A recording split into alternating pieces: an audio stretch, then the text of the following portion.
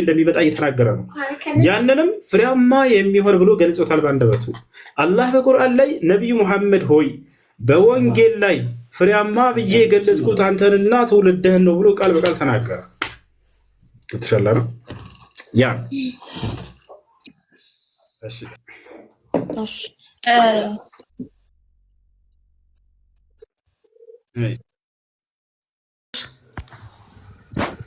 ጳውሎስ ነብይ እንደሆነ ክፈትና ማስረጃ ስጠን። ጳውሎስ ነብይ ለመሆኑ ማስረጃ ስጠን። አንዴ ተረጋጋ። ሰጣለህ። ጳውሎስ ነብይ ነው አይደለም? ነብይ አይደለም፣ ሐዋርያ ነው። ነብይ እንደሆነ ነብይ ከክርስቶስ በኋላ የለም አይደለ? ከክርስቶስ በኋላ ሲጀመር ክርስቶስ ራሱ ነብይ አይደለም። ነብይ ነኝ ኢየሱስ ክርስቶስ ሲጀመር፣ ቆይ መጽሐፍ ቅዱስ ክፈትና የመጀመሪያው ጥያቄ ኢየሱስ ክርስቶስ ነብይ ነኝ ያለበትን አንድ ክፍል ስጠኝ። የመጀመሪያው። ሁለተኛ ቆይ ከስበሽ ያሎ አጥተን ረጋ በል። ቆይ አንድ ማስረጃ ስጠን እኮ ነው ያለው። ማስረጃ ስጠኝ። እሺ ስጠኝ። ይኸው ምን ታደርግልሃለሁ? ስጠኝ። ቆይ ቤት እንዳታደርግ ቀስ በል እንጂ ምን ሆነህ ነው? ወንድ ልጅ አይደለ እንዴ? እሷ በለጠችህ እኮ። እሷ ረጋ ብላ ወራች። ወንድ ልጅ ነህ አንተ። ረጋ በል ትንሽ። ምን አለ ቀደም ሲገባ ጊዜ ልጁ ከመጀመሪያው ከገባህ እንድናነሳ ዘንድ ነው፣ እንድንረዳዳ፣ እንድንግባባ ገብተዋል። ጳውሎስ ነብይ አይደለም ማለት ገብታችኋል አይደል? ስለዚህ ጳውሎስ ነብይ አይደለም፣ ነብይ ነው ተብሎ የተገለጸበትን አንድ ጥቅስ ስጠኝ አለ። እሺ ከክርስቶስ በኋላ ይሄንን አሳያለሁ። ከክርስቶስ በኋላ የሚመጣ ነብይ ነው ተብሎ የተገለጸ ካለ ሐሰተኛ ነብይ ነው ማለት ነው አይደል? በዚህ ተስማምተናል። ክርስቶስ ከዚህ በኋላ አንኛ ቆይ ስማኛ፣ ይኸውልህ እንደዚህ ነህ እያልክ ለማስፈራራት አትሞክር። የመጀመሪያው ጳውሎስ ነብይ የሆነበትን ቆይ እኔ ላውራ፣ ደግሞ እድስተኛ እኔ ላውራ። አንደኛ እየሰማኝ ነው። አንደኛው ጳውሎስ የትኛውም የመጽሐፍ ቅዱስ ክፍል ላይ ከሐዋርያ ውጭ እኔ ነብይ ነኝ ያለበትን አንድ ክፍል ትሰጠኛለህ። ሲቀጥል ኢየሱስ ክርስቶስ እራሱ ነብይ አይደለም። ሁለቱንም ስጠኝ ብያለሁ። ሲጀመር ኢየሱስ ክርስቶስን እኛ ነብይ ነው ብለን ራሱ አናምንም። ኢየሱስ ክርስቶስ ነብይ ራሱ አይደለም፣ አምላክ ነው። ኦኬ ነብይ ነኝ ያለበት አንድ ክፍል ራሱ አትሰጠኝም። ረጋ በል እሺ። ስለዚህ መጽሐፍ ቅዱስ ላይ ጳውሎስ ነብይ እንደሆነ ካመጣሁኝ ሐሰተኛ ነብይ ነው ማለት ነው አይደል? ግለጠው ነው ጳውሎስ። ግባ አሳየኝ። እስማማለሁ። አሳየኝ፣ ግባ አሳየኝ። እና አንብበው እዚህ ጋር ያው እና ከቁጥር 1 ጀምረህ አንብበው። ድምፅህን ከፍ አድርገው። በአንጾኪያ ባለችው ቤተክርስቲያን ቆይ ተረጋጋ። እያነበብኩልህ እኮ ነው። በአንጾኪያም ባለችው ቤተክርስቲያን ነቢያትና መምህራን ነበሩ። እነርሱም በርናባስ፣ ኔጌር የተባለው ስምዖንም፣ የቀርኔልዮስም የአራተኛው ክፍል ገዥ ሄሮድስም፣ ባለሟል ምናሄ፣ ሳውልም ነበሩ። እነዚህ ጌታን ሲያመልኩና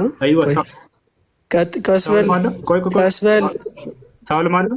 በአራት ነጥብ አደረገለህ። ሳውል ማን ነው? መምህራን ቆይ አትቀላቅል እንጂ ክርስቲያን ጋር ነው። ሳውል ማን ነው? አትቀላቅል። መምህራንና ነቢያት ነው የሚለው። ነቢያትና መምህር ነው። አትቅጠፍ። ነቢያትና ነቢያት ቆይ አታዳምጥም እንዴ? ምን ሆነህ ነው? ተንቀለቀልኩ። በአንጾኪያም ባለችው ቤተክርስቲያን ነቢያትና መምህራን ነበሩ አለ። ማናቸው እነዚህ ነቢያትና መምህራን? እነርሱም ብሎ ያውና ሳውልን ጠቀሰው መጨረሻ ላይ። ያው ሳውል ማን ነው? ጳውሎስ ነው አይደለም? ሳውልን ነብይ ብሎ አልጠቀሰው፣ መምህራን ብሎ ነው የጠቀሰው። ነብይ ነኝ ያለበት እንደየቀጠፍክ እንደሆነ እኮ ታውቀዋለህ። እያስበረዳክ እንደሆነ እኮ ታውቀዋለህ። እንደተያዝክ ስላወክ ነው እንደዚህ ያለው። መምህራን ብሎ ጳውሎስ ብለህ ነበር ያልከው። ጳውሎስ ስሙ ተቀይሯል ወይስ አልተቀየረም? የሐዋርያት ሥራ ምዕራፍ 13 ላይ የጳውሎስ ስም ተቀይሯል ወይስ አልተቀየረም? አታዳምጥም አንዴ አዳምጥ። የማይመስል ነገር ስታወራ ስንት ሰዓት ሁሉ ሰማን። ማስረጃ ሰጠኝ። መምህራን የተባሉት እነማን ናቸው? እዚህ ጋር መምህራን የተባሉት እነማን ናቸው? ቶሎ መልስ። እሺ ረጋ በል። ይኸውልህ መምህራን የተባሉት እነማን ናቸው? አታዳምጥም? ጠየቅ አይደለ? አዳምጥ፣ ረጋ በል። ወንድ ልጅ ነህ። እሺ ወንድ ልጅ ነህ። ወንድ ልጅ መሆኔን አንተ ማረጋገጥ አይጠበቅብህም። ሌላ ፖለቲካ መልሱ ላይ ሂድ፣ ፎከስ አድርግና ቀጥል። በአንጾኪያም ባለችው ቤተክርስቲያን ምኖች ነበሩ ይላል? ነቢያትና መምህራን ነበሩ አለ። ማናቸው እነዚህ ነቢያትና መምህራን? ንገረን።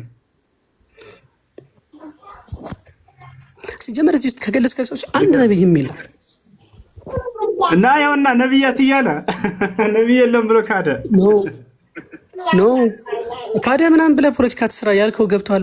በደንብ ገብተዋል። በአንጾኪያ በለች ጣልቃ አትግባ ሳወራ ነብያት ያለው እኔ የምጠይቀው ምንድነው? ተረጋጋ እንጂ ነብያት ያለው ማለት ነው። ተረጋጋ ላውራ እንዴ ላውራበት ተረጋግቻለሁ። የምጠይቀህ መልስ ምንም ማድረግ አይቻልም። ወላሂ ማለት ቃል በቃል አሳያው ተዚህ ቦታ ላይ ቀጥዬ ላምብ ውሸትህን ላጋለጥ ስለገባው ሚዩት እንዳታረገኝ። ውሸታም እንደሆንክ ስለማውቅ በስነ ስርዓት ታወራለህ። ላውራ ሚዩት አታርገኝ። ሚዩት እንዳታረገኝ ላውራ አብሽር አውራሽ እንዳታወራ ጣልቃ እንዳትገባ። በአንጾኪያን ባለች ቤተክርስቲያን ነቢያትና መምህራን ነበሩ። እነርሱም በርናባስ፣ ጌኔር የተባለው ስምዖንም፣ የቀሬናው ሉኪዮስም፣ የአራተኛው ክፍል ገዢ የሄሮድስ ምናሄ፣ ሳውልም ነበሩ ይላል። ሳውልም ነበሩ። እሺ ከዚህ ውስጥ መምህራን የተባሉት እነማን ናቸው? አሁን የምጠይቀህ እኔ ነኝ። መጽሐፉ ያንተ ስለሆነ መምህራን የተባሉት እነማን ናቸው? አንተ ራስህ አንብበህ አትጠይቅም። ቆይ አዳምጠህ። በአንጾኪያ ባለችው ቤተክርስቲያን ነቢያትና መምህራን ነበሩ ይላል። ምንና ምን ነበሩ? ነቢያትና መምህራን። ማን ናቸው እነዚህ? ጳውሎስ አለበት ከነሱ መካከል። እነዚህ ነቢያት ማን ናቸው? እዚህ ነቢያት ብሎ የጠቀሰው ማን ነው? መልስ። ነቢያት ያለው ማንን ነው? ማንን ነው ነቢያት ያለው? እነዚህ የተዘረዘራቸው አሎ ይቅርታ መልስ። እዚህ ጋር መምህራን ከተባሉት ውስጥ እነማን ናቸው መምህራን የነበሩት? አንተ መጽሐፉ የኔ ነው አብራራለሁ ስትለን ነበር። ያዙ ይልቀቁኛል ካላብራራ። ስለዚህ እኔ እንዳብራራ ከሆነ የፈለከው ቆይ ተረጋጋ። እኔ እንዳብራራ ከሆነ የፈለከው በአንጾኪያ ባለች ቤተክርስቲያን ነቢያትና መምህራን ነበሩ። ቆይ ስለዚህ ነቢያትም ነበሩ መምህራንም ነበሩ ማለት ነው።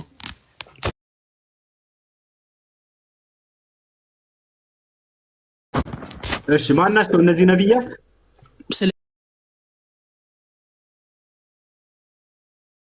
ስለዚህ ከየትኛውም የጳውሎስ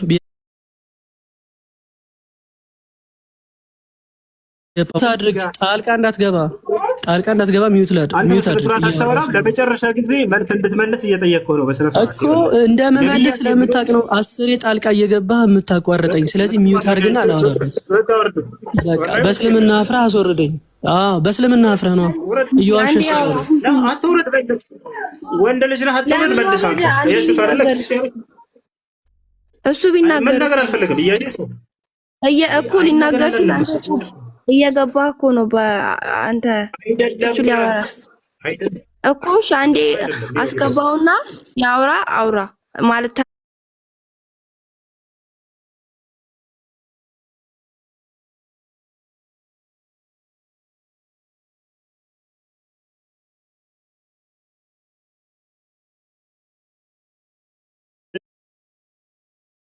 ነው ስለው ጊዜ በቃ እናገር ማለት እኮ ሊያስረዳ ሲል እኮ ነው አንተ የምፈታትነው አይደል? እንደሚያስረዳው እየሰማ ነው ነበር እኮ ሸጌቶ ብሎናሽ እኮ አንተ በማል እየገባ ነበር። እሱ እስቲ አሁን ስጣውና ያውራስ። አልገባሁም። ይኸውልሽ አዳምጪ። አልገባሁም። አዳምጪ። እያወራ እየሰማሽው አይደል እንዴ? በስርዓት ተናገር እባክህ። መልስ እያለ ነው ሊመልስ አልፈለገም። እዚህ ቦታ ላይ አምጣልኝ ማስረጃ አለ ያመጣሁለት።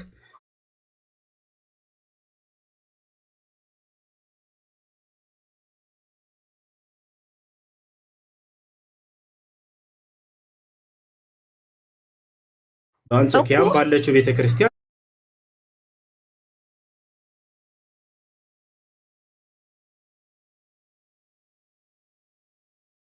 ነቢያቶች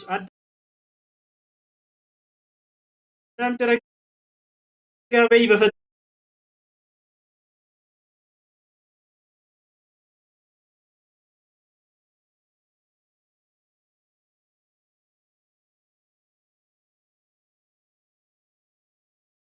ጊዜ ላስረዳሽ። አስረዳና አወጣንለት ማስረጃ ሳየ ነብይ እንደተባለ አለ። ያው ነቢያቶች ብሎ መጽሐፉ ገለጻቸው፣ ዘረዘራቸው። ብሏቸዋል አይደል? በሌላ ፖለቲካ ውስጥ ተስራ ክርስቲያን ነው ፊትህ የቆመው ምናምን ምናምን ማለት ጀመረ። አኺ መጣልህ እዚህ ማስረጃ ነቢያቶች ናቸው ብሎ ዘረዘራቸው መጽሐፉ። እሺ ነቢያት የተባሉት እዚህ ቦታ ላይ ማን ናቸው? ስለ በቃ አልናገርም።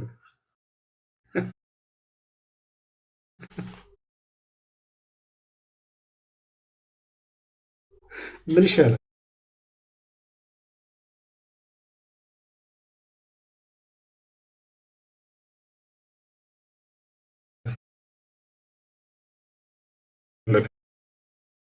ካለ ገብቶ ጠይቅ ይችላል። ማውራት የሚፈልግ በዚህ ጥቅስ ላይ በፈልገው ጥቅስ ላይ ማውራት ይችላል፣ ግን በስነ ስርዓት እሺ፣ በስነ ስርዓት ታወራላችሁ። እሺ፣ ኮሜንት ላይ አላህና መልክተኛ የሚሳደቡ ክርስቲያኖች ካሉ ቢዮት አድርጓቸው። ከየት እንደምትመጣ አላውቅም። መሳደብ እንትን መፍትሄ ሊሆን አይችልም። እሺ ቅዱሳን፣ እሺ ጥያቄ ያለው ካለ ገብቶ ጠይቅ ይችላል። ያ አስገባ፣ በተራ መግባት ትችላላችሁ። ክርስቲያኑ ከፍቴ ቆሟል አለ።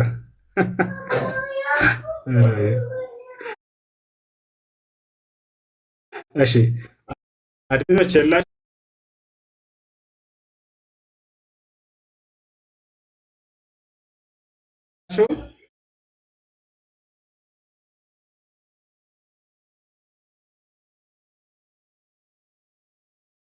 በተራ አስገባቸው።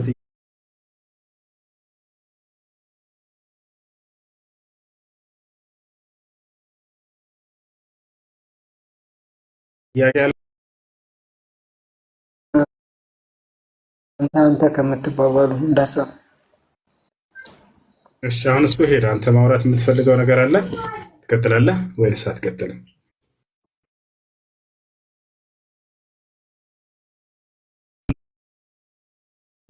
አይ ይመጣል። እኔ እንዲህ አስገባውና ይመጣል። አይ አስገባሽ፣ ችግር የለውም። ግን በስነ ስርዓት ረጋ ብለህ አውራ በለው። ከፊት ያለው ክርስቲያን ነው እንትን ነው ፖለቲካ ትስራ ምናምን ጥቅስ አውጣልኝ ያለ ጥቅስ ይወጣለታል። በዚያ ላይ አስረዳ፣ ቀስ ብለህ ነው የተባለው። ገብቶሃል አይደለ? እኔ ካላስረዳሁኝ ያለ ጥቅስ በሰጠን ነብያት ናቸው የሚለውን አሳየኝ አለ። ነብያት እንደሆነ መጣሁልህ። በዚህ ላይ ማስረዳት የሚፈልገው ነገር ካለ አይ እነዚህ ነብያት አይደሉም ብሎ ከሸመጠጠ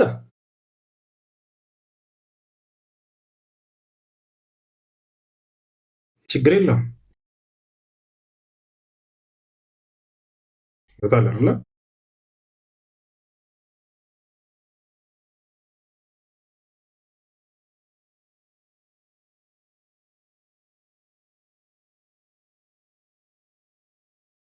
ስላለ ነው ክርስቲያን ደስ ስላለኝ ነው እንጂ እግዚአብሔር አላዘዘም ክርስቲያን ሁን ብሎ። እስኪ ያላዘዘበትን ማስረጃ ሰጠኛለህ? አዟል ካለ ሰውየው ያዘዘበትን የታዘዘበትን ማስረጃ እሱ ነው የሚያመጣው። እኔ ለምሳሌ ሙስሊም ለመሆን አምላክ ያላት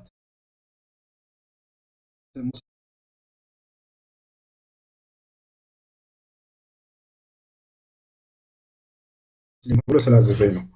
ነገር ግን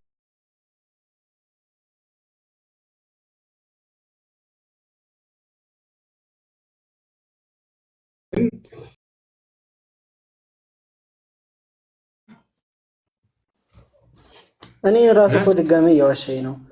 አላዘዘህም አልከኝ። እስቲ ያላዘዘበትን ስልክ አትዋሽ ምናምን ለምን ትላለህ? ፈጣሪ እየሰማሁ ነው። ሁላቸውም በዚህ እኮ ጥያቄ የተጠየቀው ክርስቲያን ነህ ወይ አልኩ። አዎ ክርስቲያን ነኝ አልክ። ለምን ክርስቲያን ሆንክ? እግዚአብሔር አዞህ ነው ክርስቲያን ሆንከው ወይንስ በራስህ ደስ ስላለህ ነው ክርስቲያን ሆንከው ተብለህ ጥያቄ ነው የተጠየቀው።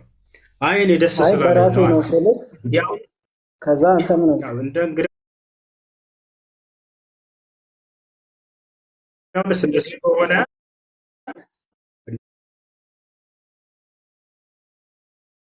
ደስ ከሆነ እግዚአብሔር ሳያዝ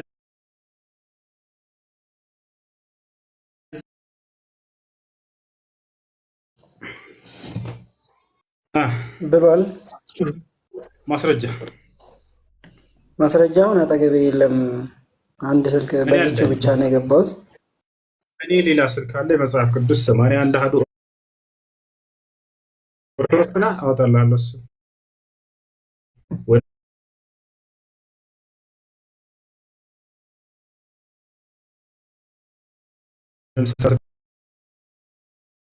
አስገባቸው።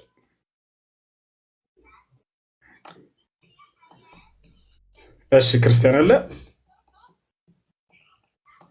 አሎ هتسمعون كلامي ولا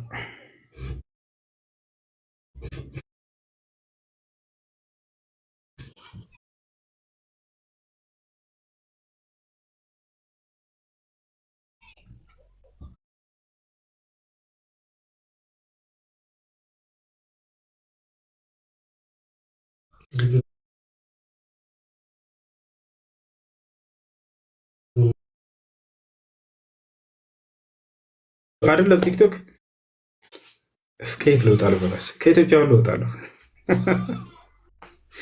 አንድ ቦታ ላይ እግዚአብሔር ክርስትና ሃይማኖትን ተከተሉ ያለበት ቦታ የለም። አረ ኢስሐቅን፣ ያዕቆብን፣ ሙሴን፣ አሮንን፣ ኢየሱስን ሁላቸውንም ነቢይ አድርጎ የላከው አምላክ ነው። እርሳቸውንም የላካቸው ማስረጃ ጥቼ ላሳየሽ። አላህ ሲናገር ምን አለ?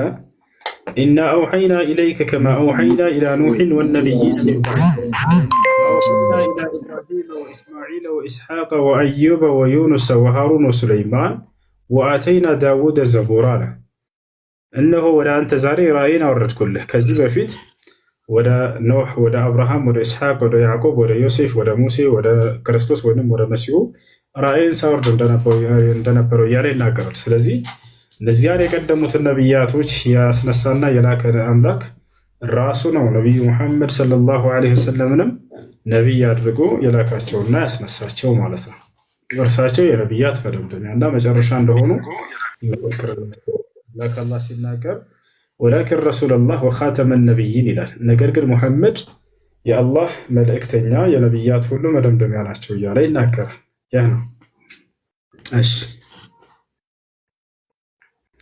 ቀጥሉ። ገስት ላይ ኮሜንት መቀጠል ይቻላል።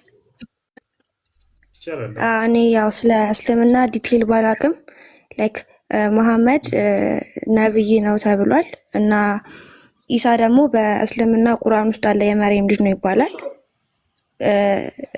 ኢሳም መልእክተኛ ነው አይደል? እኮ መሐመድም መልእክተኛ ነው። ኢሳ በእስልምና ለምንድን ነበር የመጣው ወደዚህ ዓለም? በእስልምና ነቢይ እንዲሆን መልእክተኛ እንዲሆን ራሱ ሲናገር ምን አለ? ኢሳ ወጀዐለኒ ነቢያ አለ። ነቢይ አድርጎ ልኮኛል አለ። ማለት ኢሳ ማነው? ነቢዩ መሐመድ መጥቶ ስለ እስልምና መንገድ ሊያስተምር ምናምን ነው አይደል የመጣው? ኢሳ ለምንድን ነበር የመጣው በእስልምና? እርሱም ልክ እንደ ነቢዩ መሐመድ ሰለላሁ ዐለይሂ ወሰለም ከእርሳቸው በፊት መልእክተኛ ሆኖ ህዝቡን ሊያገለግል። ለዚህ ነው ራሱ ሲናገር እኔ ነቢይ አድርጎ አምላኬ አላህ ልኮኛል። አንዴ ትጨርሽ ትቀጥያለሽ። ይቅርታ ቢኒ እንዳስጨርሰው። ቢኒ አለ አንዴ እባክሽ አንዴ ቢኒ አለ መቀጠል ትችላለህ። ኔትወርክ ያስቀጥልሃል።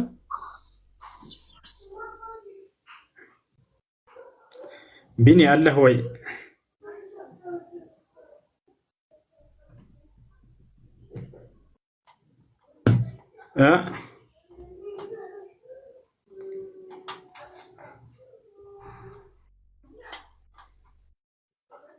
እሺ ከሌለ በቃ ይቀጥል። ወርዷል መሰለኝ ኔትወርክ አስወርዶታል። እሺ ቀጣይ አሁን መቀጠል ትችላለሽ።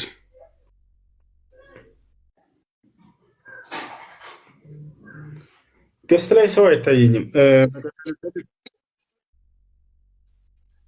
እሺ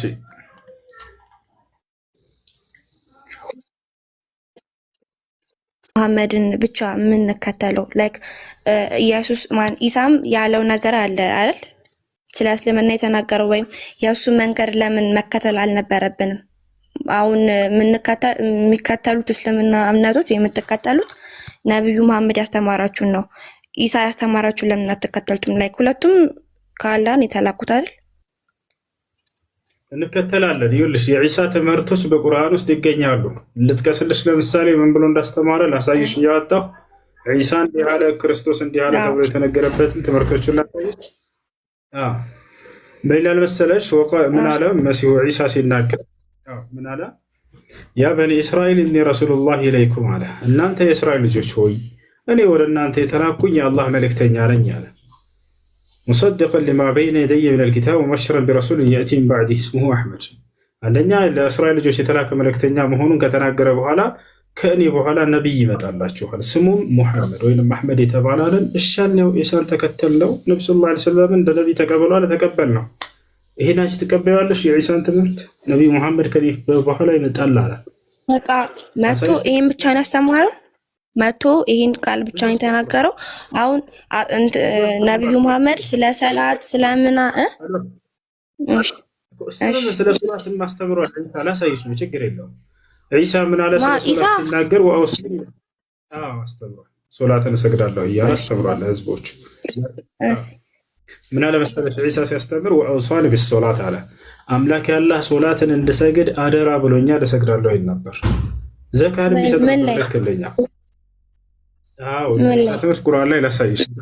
ቁርአን ላይ እንደሱ ተናግሯል። ላሳይሽ ላውጣና እያሳየሁሽ ሳይሻ ዒሳ ሶላት ይሰግድ ነበር፣ ይሰጥ ነበር። ከኔ በኋላ ሙሐመድ የሚባል ነብይ ይመጣል ብሎ ነበር። እኔ ነብይ ነኝ ብሎ አስተምሯል። እኔ አላህ መልእክተኛ ነኝ ብሎ አስተምሯል። አላህን በብቸኝነት ተገዙ፣ የኔም ጌታ ነው፣ ባካችሁ እርሱን ብቻ አምልኩ ብሎ አስተምሯል። ይሄ ሁሉ አሁን አውጥቼ ላሳይሽ ነው። እሺ ስለዚህ በኦርቶዶክስ ማለት በእኛ እምነት ያለው ኢየሱስ ክርስቶስ እና ኢሳ አንድ አይደሉም ማለት ነው። ለከ ይሄን ነው እየነገርኩ እንሄዳለን። ወደ ነዛዘሩ ደግሞ እንሄዳለን። ችግር አሁን ግን ይሄንን ላሳይሽ ስላልሽ ላሳይሽ እኮ ቁርአን ላይ ላሳይሽና ወደ ቁርአን ወደ መጽሐፍ ቅዱስ አይ መጀመሪያማ አሳየኝ እኮ ላሳይሽ። የዒሳን ትምህርት ለምን አትከተሉም ስላልሽን ልጋብዝሽ። የዒሳን ትምህርቶች ለምሳሌ ምን አለ መሰለሽ? የሚቆራረጥ ከሆነ ንገሩ ልጆች። ያው እና ዒሳ እዚህ ቦታ ላይ ምን አለ? የመርየም ልጅ ዒሳም አለ ይታያል። የመርየም ልጅ ዒሳም የእስራኤል ልጆች ሆይ እኔ ከተውራት ከበፊቴ ያለውን የማረጋግጥና ከኔ በኋላ የሚመጣውን መልእክተኛ ስሙ አሕመድ በሆነው የማበስራችሁ ስሆን ወደ እናንተ የተላኩኝ የአላህ መልእክተኛ ነኝ አለ። አይሻረን ምንድነኝ አለ? አንደኛ የአላህ መልእክተኛ ነኝ አለ። ሁለተኛ ምን አለ? ከእኔ በኋላ የሚመጣውን ነቢይ ወይንም መልእክተኛ ስሙ ሙሐመድ ወይንም አሕመድ የተባለውን የማበስራችሁ ነኝ፣ እርሱን አደራ ተከተሉ እያለ ነው። አየሽ፣ አንደኛ ይሄ ነው። ዒሳ ምን እንዳለ ሌላ ቦታ ላይ ደግሞ ላሳይሽ። እኔ ነቢይ ነኝ እያለ የተናገረበት ሶላትን ሰግዷል ወይ ስገዱ ብሏል ወይ? እሱንም ላሳይሽ ነው። ያውና የዒሳን ከህፃንነቱ ታሪኩን አላህ በማርያም በእናቱ ምዕራፍ የገለጸው የማርያም ምዕራፍ ይላል። ይታይሻል። ህፃኑም አለ ይላል ዒሳ ማለት ነው። እኔ የአላህ ባሪያ ነኝ አለ ዒሳ። ያ ሰላም መጽሐፍን ሰጥቶኛል፣ ነብይም አድርጎኛል አለ። አየሽ፣ ነብይ አድርጎኛል አምላክ አላህ ካለ በኋላ ሶላት ሲሰግድ ነበር ወይ ያልሽውንም ያውና እዚህ ጋር ሊመልስልሽ ነው። በየትኛውም ስፍራ በሆን ብሩክ አድርጎኛል አለ ዒሳ። በህይወትም እስካለሁ ሶላትን በመስገድ ዘካንም በመስጠት አዞኛል አለ። አየሽ፣ ምን አለ? ሶላትንም ዘካንም እንድሰጥ አዞኛል አለ። ቀጥሎ ምን አለ? ለእናቴም ታዛዥ አድርጎኛል፣ ቢተኛም አላደረገኝም አለ። ከዚያ በኋላ ዒሳ ታዲያ ማንን አምልኩ ነው ያለው ለሚለው ጥያቄ ያውና ዒሳ አለ አላህን ጌታዬ ጌታችሁ ነውና እርሱን ብቻ ተገዙት አለ። አላሁ አክበር። ዒሳ ምን አለ? አላህን ጌታዬ ጌታችሁ ነውና ተገዙት፣ ይህ ቀጥተኛው መንገድ ነው አለ። አላሁ አክበር። ስለዚህ ዒሳ ዓለይሂ ሰላም የኔም ጌታ የእናንተም ጌታ እርሱ አላህ ነው፣ እርሱን ብቻ ተገዙት ብሎ ይሄዳል። ሶላትን ይሰግድ ነበር ለዛ ለአንዱ አምላክ ለአላህ። ዘካን ይሰጥ ነበር። ነቢይ እንደሆነ አስተምሯል። መልእክተኛ እንደሆነ አስተማረ። እንዲሁም ከእኔ በኋላ የሚመጣ መልእክተኛ አለ፣ አደራ ሙሐመድን ተከተሉት ብሎ አስተምሯል። ሀይ እኮ ስለዚህ በእስልምና ያለው ኢሳና በኦርቶዶክስ ያለው ኢየሱስ ክርስቶስ አንድ አይደለም ማለት ነው። እዚህ ላይ ቁርአን ላይ ያለው ነገር መጽሐፍ ቅዱስ ላይ የለም አይደል? አላህ ጌታዬ ጌታችን ለምሳሌ ነውና ተገዙት፣ ይህ ቀጥተኛው መንገድ ነው አለ። አንድ አምላክ አለ፣ እርሱን አምልኩት ብሎ ሄዷል ክርስቶስ። ላሳይሽ። በዚህ ዒሳ ዓለይሂ ሰላም የኔም ጌታ የእናንተ ጌታ አምላክ እንዳለው አስተምሯል። ለምሳሌ እዚህ አምላክ እንዳለው አስተማረ፣ እዚያም ላይ አምላክ እንዳለው አስተምሯል። እዚህም ላይ የአምላክ ባሪያ ነው ይላል፣ መጽሐፍ ቅዱስም ላይ የአምላክ ባሪያ ነው ይላል። እዚህ ላይ የአምላክ መልእክተኛ ነው ይላል፣ መጽሐፍ ቅዱስም ላይ ኢየሱስ እኔ የአምላክ መልእክተኛ ነው ይብሏል። ላሳይሽ ሁሉ መጽሐፍ ቅዱስ ላይ እኔ ያው በእምነቴ ያን ያህል አላቅም ማለት ገና ነኝ፣ አልተማርኩም። ነገር ግን ማለት ነው የሆነ ሳዳምጥ ምናምን ከኔ በኋላ የሚመጡ ሐሰተኛ ነቢዮች አሉ ብሏል፣ በኦርቶዶክስ ማለት ነው። ቦታውን ምናምን አላቅም። እዚህ ጋር ደግሞ ከኔ በኋላ ነብዩ መሐመድ ይመጣል አለ። እሺ ይሄን በምን አየዋለሁ? በቃ ላስረዳሽ። ክርስቶስ እዚያ ቦታ ላይ ከኔ በኋላ ነብይ አይመጣም ሳይሆን ሐሰተኛ ነብያቶች ይመጣሉ ነው ያለው።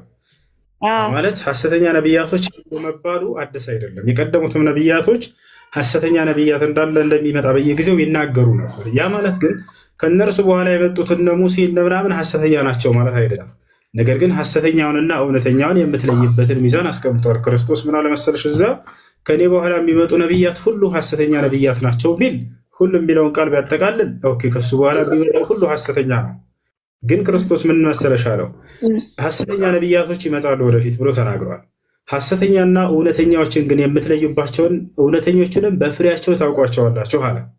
ገብቶሻል? ላሳይሽ። እሱ እንደሱ እንዳለ በፍሬያቸው ታውቋቸዋላችሁ። አሁን በፍሬያቸው ታውቋቸዋላችሁ አለ። ያ ማለት ከእርሱ በኋላ የሚመጣው መልእክተኛ እውነተኛነቱ መገለጫው በቃ ፍሬያማ ይሆናል እያለ እየገለጸ ነው። ታዲያ አላህ በቁርአን ላይ ይህንን የመሲሁን ንግግር ለነቢዩ ሙሐመድ ሰለላሁ ዐለይሂ ወሰለም እና ለእርሳቸው ተከታዮች ገልጾታል። ምን አለ? ሙሐመድ ሆይ በወንጌል ላይ በመሲሁ አንደበት ላይ ፍሬያማ ብዬ የገለጽኩት አንተንና ያንተን ተከታዮች ነው ይላል። ላሳይሽ ይህን ቃል እንደተናገረ ቁርአን ነው። አዎ እኮ አምላክ አላህ ሱብሓነሁ ወተዓላ ፍሬያማ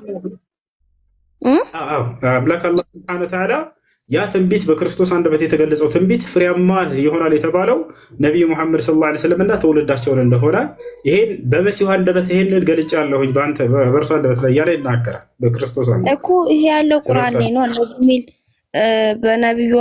በነቢዩ መሐመድ ነው የሚል በኦርቶዶክስ ላይ ያለ ማለት ይቀጣ በመጽሐፍ ቅዱስ ላይ ያለ ከዚያም ሆነ አይጠበቅበት። ከዚያም አካልሽ አንቺ በሄድሽው አካሄድ ከሆነ እንሂድ። እዚያው ብቻ ከሆነ መቆም የምትፈልጊው አንቺ በዚያ ጥቅስ እምነትሽ ከክርስቶስ በኋላ የሚመጣ ነብይ ሁሉ ሐሰተኛ ነብይ ነው ብለሽ ነው አይደል የምታምኚው? እንደሱ ከሆነ ጳውሎስ ነብይ ነው አይደለም? ነው። ሐሰተኛ ነው አይደለም? ከክርስቶስ በኋላ ነው የመጣው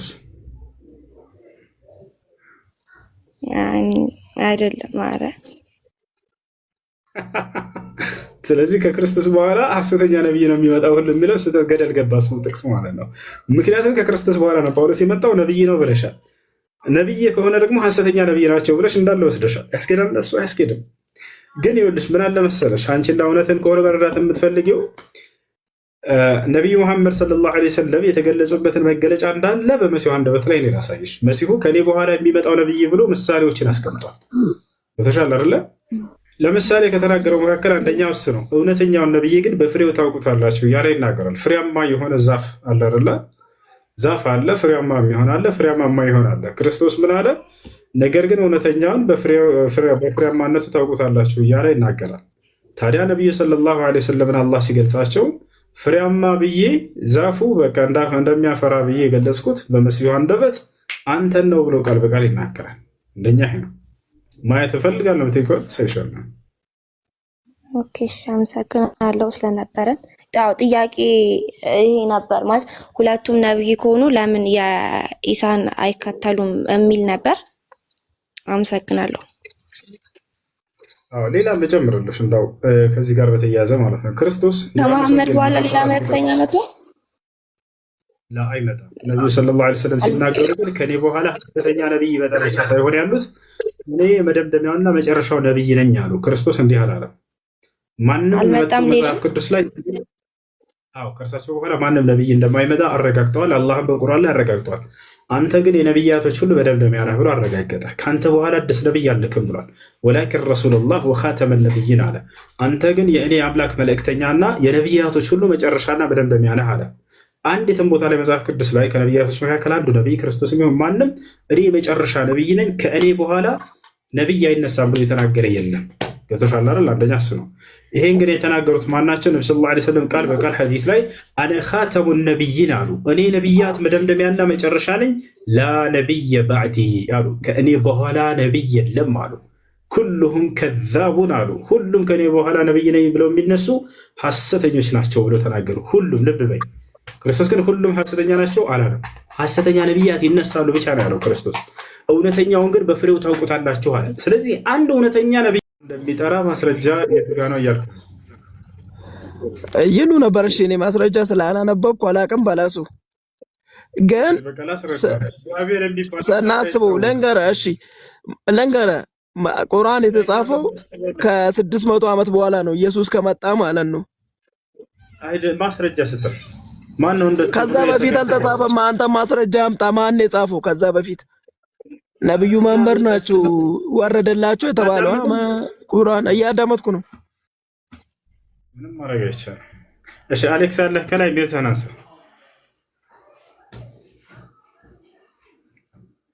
አሌክስ አለ አሌክስ አለ ወይ? እሺ ልጆች ለምን ታብ እንደማታደርጉ አይገባኝም። ወላሂ 900 ሰው አለ 80 ምናምን ታብ አንድ ቄስ አላህን ቁጭ ብሎ መልእክተኛውን ቁጭ ብሎ ቢሳደብ ምን ቢል 4 ሚሊዮን 5 ሚሊዮን ታብ ታደርጋላችሁ ያደርጋሉ። ሙስሊሞች ግን ባዶ። አላህን ሙስተዓን። ሁሌ ታብ አድርጉ ማለት አይሰለችም? እኔ ታብ አድርጉ ማለት አልወድም፣ እንደማልወድም ታውቃላችሁ የምታውቁ ልጆች። ታብ አድርጉ ኮምፕሊት አድርጉ ልበል? በቃ አድሚን 30 አድሚን አደርጋለሁ።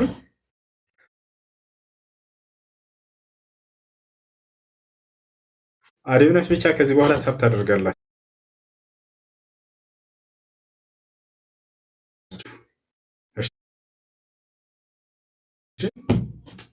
ምንም ማድረግ አይቻልም። እንትን ምን ድረስ ምን ለማለት ቸኮሌት አለ።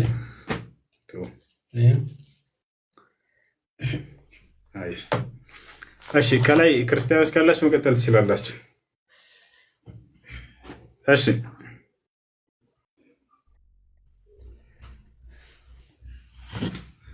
ጥያቄ ያለ ከገባችሁት፣ ጥያቄ ከሌላችሁ እንውረድ። አይ መግባት የሚፈልግ ክርስቲያን ካለ 3 ቁጥር ይጻፍ። እሺ እኔ ማስገባት አልችልም። ያ ዶራ አድማጭ ካላችሁ ወጥራ አስገባ። ያንተን አጀንዳ ንገረና፣ ማለት ያንተ ጥያቄ ካንተ እንፈልጋለን እኮ ጥያቄ ማለት ካሁን ከላይ ልጁ ሲያወራልህ የነበረው ልጅ በመጽሐፍ ቅዱስ ውስጥ ማድ ኢትዮጵያ ይሰማል። አይዋ አዎ አጀንዳው ምን መሰለህ? እግዚአብሔር የትኛውን ቦታ ላይ ክርስቲያን ሆኖ ብሎ አላዘዘም። ለምን ክርስቲያን ሆናችሁ ነው የሚል ነው።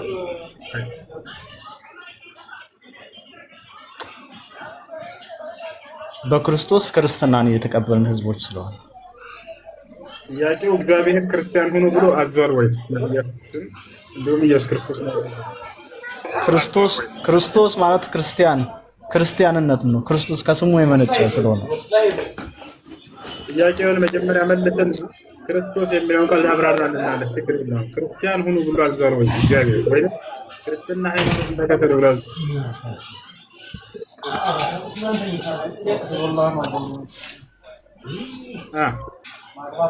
ምን አልከኝ? ይቆራረጣል ድምጽ ባይዘው። እግዚአብሔር ክርስትና ሃይማኖትን ተከተሉ ብሎ አዟል ወይ? መጽሐፍ ራሱ ክርስቶስ በደሙ የመሰረታት ሃይማኖት ይቻዋት ትክክለኛና ቀጥተኛዋ መንገድ እንኋት ተከተሏት ይላል። ክርስትናን ተከተሉ። ስለዚህ ማን እንዴ? አዎ ክርስትና ማለት ክርስቶስ ማለት ነው። ምን ማለት ነው? ክርስቶስ ማለት ክርስትና ማለት ነው።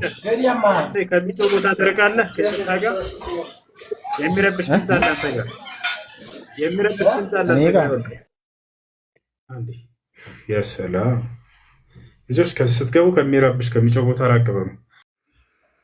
3 ጥያቄ ነበረ። የመጀመሪያው ሁለቱንም በአንድ ንያ መጾም ትችላላችሁ። ለምሳሌ ሰኞና ሐሙስን የምትጾሙ ካላችሁ ሸዋልን በሰኞ ላይ ወይ በሐሙስ ላይ ብታገኙት ሰኞና ሐሙስንም ነይታችሁ ሸዋልንም በአንድ ድንጋይ ሁለት ወፍ እንደሚባለው በአንድ ቀን ጾም ሁለቱንም ንያ አጅር ታገኛላችሁ። ዋጅብ ጾም ግን ከሆነ ለብቻው ነው መጾም ያለበት። ነቢያችን ሰለላሁ ዐለይሂ ወሰለም ሐዲስ ላይ ሲናገሩ መን ሷመ ረመዳን ثم أتبعه ستة من شوال አለ። ثم በሚል ቃል ለይተውታል።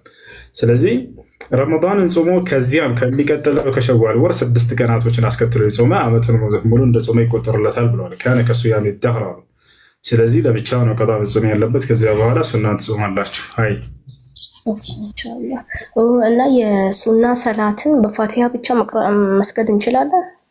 ይቻላል። ዋጅቡን ራሱ ከፈለጋችሁ በፋቲሃ ብቻ መስገድ ይቻላል። ከፋቲሃ በኋላ የምትጨምሩት በሶላት ላይ ሁሉ ሱና ነው። ሱና ምን ሱነን ሰላት ሱረት الفاتحة ግን ሩክን ምን አርካን الصلاة ነው التي لا تتم الصلاة إلا به كما قال النبي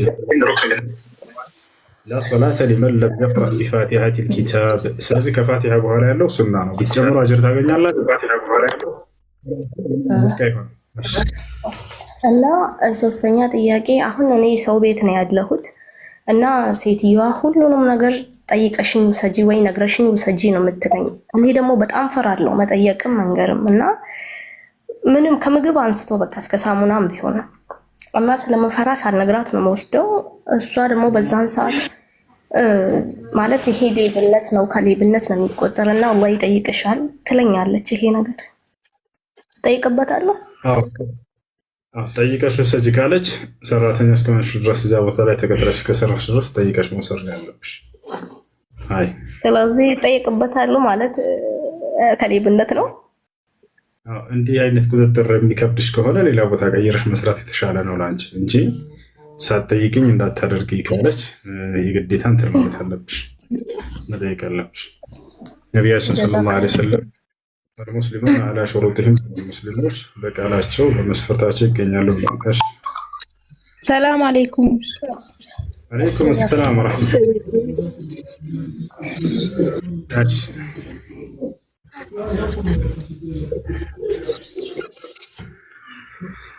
እሺ ጥያቄ ካላችሁ ቀጥሉ። ጥያቄ የሌለው ደግሞ የጨረሰ ይውረድ። ሄሎ ሰላም አለይኩም። አለይኩም ሰላም። እኔ ጥያቄ ነበረኝ። እሱ ጥያቄሽ ምንድን ነው?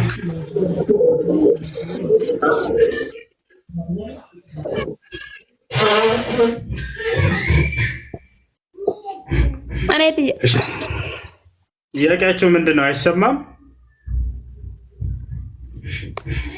ኦኬ ሻዋል ጾም ያለ የመጀመሪያው ማለት እንደጀመርኩት እንትን አለኝ ማለት በሬድ መጣና አሁን ሊያልቅ ማለት እስከሚያልቅ ድረስ ፔሬዴ እንትን አይልም አያቆምምና ቀዶ አለብኝ። እንዴት ነው ቀዶ አረጋለሁ? እንዴት ነው ነገሩ?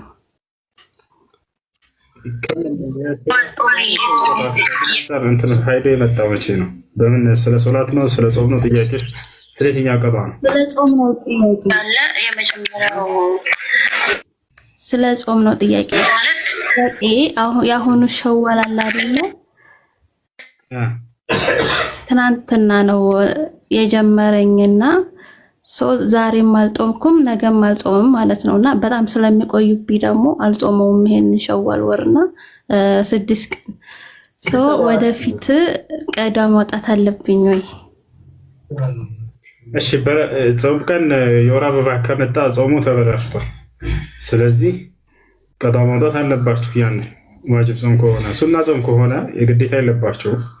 ብታወጡ አጅር ታገኛላችሁ። ለምሳሌ 6 ጾም ሱና ነው፣ ዋጅብ አይደለም። በዚህ ቀን እየጾመች እያለ ሴት ልጅ መጣባት ሀይድ የወር አበባ ያንን ቀዷ ታወጣለች ወይ ከተባለ ያ ጾም እንደ ጾም ፈልገዋለሁኝ ካለች ቀዷ ማውጣት አለባት። ያንን ትጾማለች በሌላ ጊዜ። ነገር ግን አይኔ ቀዷ ማውጣትም አልፈልግም ካለች መብቷ ነው፣ ግዴታ አይደለም። ይሄ ጾም ሱና ነው። ሱና ብሎ ማለት هو نوع من العبادة الذي يثاب به فاعله ولا يعاقب به تاركه። ሱና አምልኮ ማለት ብትሰሩት የምትመነዱበት ባትሰሩት የማትቀጡበት የአምልኮ ስርዓት ነው። ስለዚህ ለምን አልጾምሽም ብሎ አላህ ሱብሓነሁ ወተዓላ 6 ጾም አይቀጣሽም። ግን ባለመጾምሽ የምታጭው ትልቅ ምንዳ አለ። ምንዳው ምንድን ነው ከተባለ ቃለ ነቢዩ ሰለላሁ ዐለይሂ ወሰለም መን ሷመ ረመዳነ ثم أتبعه ستا من شوال كان كصيام الدهر አሉ። ረመዳንን ወር ጾሞ ከዚያም ከሚቀጥለው ከሸዋል ወር 6 ቀናቶችን አስከትሎ የጾመ ሰው ልክ ዓመቱን የመጾም ያክል ነው ብለው ተናግረዋል። አየሽ። ኦኬ፣ ሌላኛው ጥያቄ ደግሞ አባቴ ማለት እኔ የገጠር ልጅ ነኝ፣ እናቴም አባቴም አሉ። ከዛ መጀመሪያ ላይ ያው በኑሮ ምክንያት ሶላት ምናምን አይሰግዱም ነበረ። አባቴ ጭራሽ እንትን ነበር ሰለምቴ ነበረ እና አይሰግድም። እናቴም አሰግድም። በኋላ ላይ ነው አሁን ላይ ነው እና መስገድ ጀመሩት። አባቴ ጭራሽ ቁርአን ሁሉ አያውቅም። አሁን ነው እናቴ ያው ያስቀራቸው እንትን የሚለውና ያ ነገር እንዴት ይታያል? በጣም አለ ይቀጣል።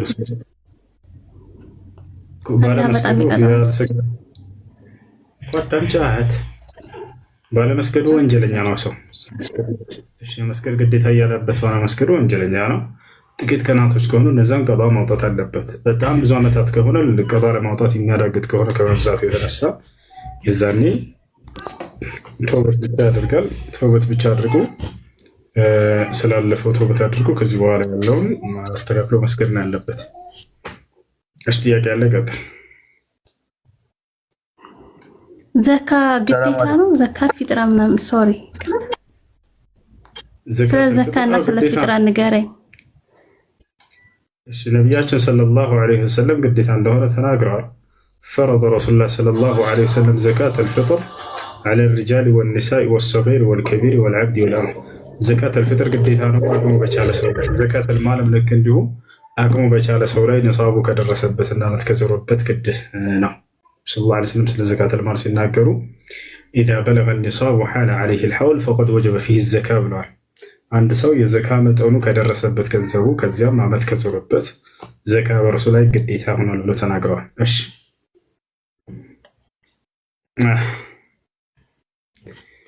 ሰላም አለይኩም። ወአለይኩም ሰላም። በመጀመሪያ አመሰግናለሁ ስላስገባኝ። ጥያቄ ነበረኝ። እሺ ጥያቄ ምንድን ነው? አይሆን አሁን ለምሳሌ አንድ ሰው የሆነ በሽታ አሞት ብቻ ሰውም አድርጎበትም ሆነ ብቻ የሆነ በሽታ እንደዚህ አሞትኝ ቁርአን ይቀራብስ ባለምቢ ብሎ እዛ ማለት ቁርአን አይቀራብኝም ምናምን ብሎ የሆነ የሚከድበት ሰው ምናምን የሚከድ ቦታ አለ የሆነ እንደ መድኃኒት ምናምን ከዛ ተሄዶ መድኃኒት ቢመጣ ምንድን እንዴት ነው የሚታየው? ሽርክ የሆኑ ቦታዎች ላይ ሄዶ መድኃኒት መድኃኒት እነዚያ ሰዎች ከጅን ጋር በመሆን የሚሰሯቸውን መድኃኒት ብሎ የሚያስቧቸው እንደዚህ አይነት ቦታ አይቻልም። እንደዚህ አይነት ቦታ መሄድ አይቻልም። እሺ አይ አረብ የሚጫወት አዳውንሽ ምን አልከኝ እኮ እንደዚህ አይነት መድኃኒት የተለያዩ መድኃኒቶች ምናምን ቦታ እንደዚህ የሚሰሩበት ቦታ ሄዶ መድኃኒት መምጣት አይቻልም። ሽርክ ቦታዎች ከሆኑ ከአላሆች ለሌላ አካል አምልኮ የሚሰራባቸው ቦታዎች ከሆኑ ከጅኖች ጋር በመገናኘት ሲሕርን የሚሰሩ ድግምትን የሚሰሩ አካሎች ጋር ጠንቋዮች ጋር በመሄድ መድኃኒትን መፈለግ አይቻልም። ወንድም እኮ ሐራም ነው። ሐራም ነው። እሺ ወንድም ተመስገን። ሰላም አለይኩም። ወአለይኩም ሰላም።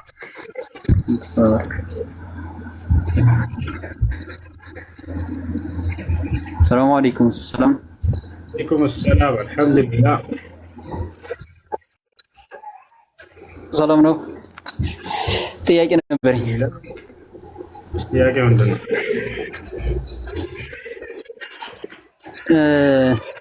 የሆነ ከሁለት ወር በፊት ነው የክርስቲያን ቤቶች ነበሩ እና ያለሁባቸው ላለማስቸገር ብዬ የክርስቲያን ስጋ በልቼ ነበር። እነሱ ሌላ ስራ እንዳይሰሩልኝ ብዬ ምግብ አማራጭም አልነበረኝም እና ከዛ ከቤት ስለማልወጣ ዶሮ በልቼ ነበር።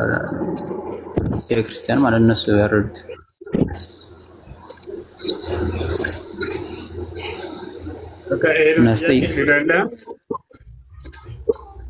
አዎ። እና ምንድነው እንትን ምን ማድረግ ነው ያለብኝ? እሰግድ ነበር ግን እየበላሁም እየወጣሁ እሰግዳለሁ። አሁን ለመለሰልህ ነው ታደርገው። እሺ የሚረብሽ ግን ታለካተ አይ የክርስቲያን ስጋ በልቼ ነበር እና እንዴት ነው የክርስቲያኖችን ስጋ የአይሁዶችን ስጋ መብላት በመስፈርት ይፈቀዳል። መስፈርቱ ምንድነው? በአላህ ስም የታረደ ከሆነ አምላክ አላህ ስብሐነሁ ወተዓላ በሱረቱል ማኢዳ ቁጥር 5 ላይ ሲናገር ምዕራፍ 5 ቁጥር 5 ላይ የቁል ስብሐነሁ ወተዓላ አልየውመ ኡሒለ ለኩም አጠይባቱ ወጠዓሙ ለዚነ ኡቱል ኪታብ ሒሉን ለኩም ወጠዓሙኩም ሒሉን ለሁም። እነሆ ዛሬ ለእናንተ ጥሩ ጥሩ ምግቦችን መመገብ ተፈቀደ። የእነዚያ መጽሐፍን የተሰጡ ሰዎች ወይም የአይሁዶችና የክርስቲያኖች ምግብ ለእናንተ ተፈቅዷል አለ። የእናንተም ለእነርሱ ተፈቅዷል ብሏቸው ብሏል። ነገር ግን ይህን አላህ ስብሐነሁ ወተዓላ መስፈርት አስቀምጦለታል። ምንድነው መስፈርቱ ከተባለ በቀጣዩ ምዕራፍ ላይ ሱረት አልዕምራን ላይ ሲናገር አላህ ምን አለ? ፈኩሉ ሚማ ዚክረ ስሙላሂ ዐለይሂ ኢንኩንቱም ቢአያቲሂ ሙእሚኒን። የአላህ ስም ተወስቶበት የታረደ ከሆነ በእርሱ ላይ ብሉ ብሎ ተናግሯል። ወላ ተእኩሉ ሚማ ለም ዩዝከር ስሙላሂ ዐለይሂ አለ። የአላህ ስም ሳይወሳበት የታረደ ከሆነ ግን እንዳትበሉ ብሏል። ስለዚህ አይሁዶችና ክርስቲያኖች በአላህ ስም ወይንም ቢስሚላህ ካሉ እንበላለን ማለት ነው። ከአላህ ስሞች ከሆነ ደግሞ ያረዱት አይበላም። አሁን ወደ ሀገራችን ክርስቲያኖች ጋር ስንመጣ ጊዜ ቢስሚላህ ብለው ያርዳሉ ወይ? አያርዱም። የሀገራችን ክርስቲያኖች የአላህን ስም ክደዋል። በራሳቸው የትኛውም ዓለም ላይ የማይታወቅ የአምላክን ስም እግዚአብሔር ብለው ሰይመዋል። ከየትኛውም ዓለም ጋር ጭራሽ ይሄ ስም ራሱ ትክክለኛ የአምላክ ስም ነው ብለው ወስነዋል። በቃ ሌላ ስም በፍጹም የለም። ነገር ግን አላህ የሚለውን ስም የአረብ ክርስቲያኖች፣ አይሁዶች እንዳለ ይቀበሉታል። ሁላቸውም በአንድ በስም ጭራሽ የአረበኛው መጽሐፍ ቅዱስ ከኦሪት ዘፍጥረት እስከ ራዕይ ድረስ የአምላክ ስም አላህ የሚል እንጂ እግዚአብሔር የሚል አይደለም። እግዚአብሔር የምትለው የአምላክ ስም ያለችው አማራ ክልል ብቻ ላይ ያለች የአምላክ ስም ነው። የትኛውም ዓለም ላይ አይታወቅም። ግን እነዚህ ሰዎች አላህ የሚለው ክደዋል። እንዳጠቃላይ ቢስሚላህ ተብሎ ያልታረደ ከሆነ አይበላም። የሀገራችን ክርስቲያኖች ደግሞ ቢስሚላህ ብሎ ስለማያርዱ መብላት አይቻልም፣ ክልክል ነው። ስለዚህ አንድ የበላ ሰው የሚያደርግ ነው ወደ አላህ ስብሐነሁ ወተዓላ ተውበት ኢስቲግፋር ማድረግ ነው ያለበት። እሺ ጥያቄ አለ? ቀጥል።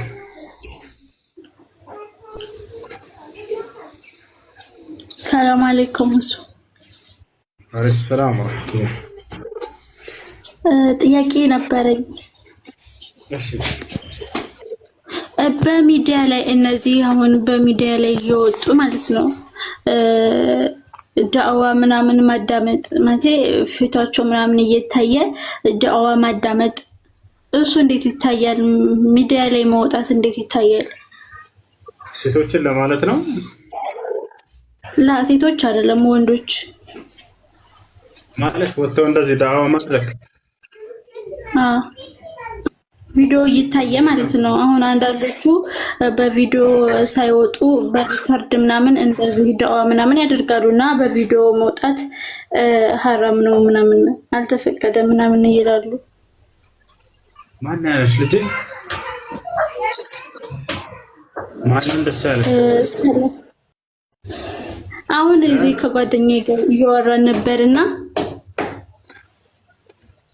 እሷ እንደዚህ ብለኝ ተሳስተዋል ልጅ። الشيخ عبد العزيز بن باز ተጠይቀው የት አድርገው አንዴ الشيخ عبد العزيز بن باز الشيخ ابن عثيمين الشيخ صالح الفوزان ሁሉም ዑለማዎች ተጠይቀው እዚህ ጉዳይ ላይ ይሄ ለማስተማር ብለው ሰውየው ቪዲዮ ላይ ችግር የለውም ብለው ሁላቸውም ፈትዋ ሰጥተዋል። እሺ በቪዲዮ መውጣት እኔ የለበትም ማለት ነው። ችግር የለበትም። ችግር የለውም። ችግር የለውም። እሺ አመሰግናለሁ። አላህ ይስጥልኝ። ሰላም አለይኩም። ወሰላም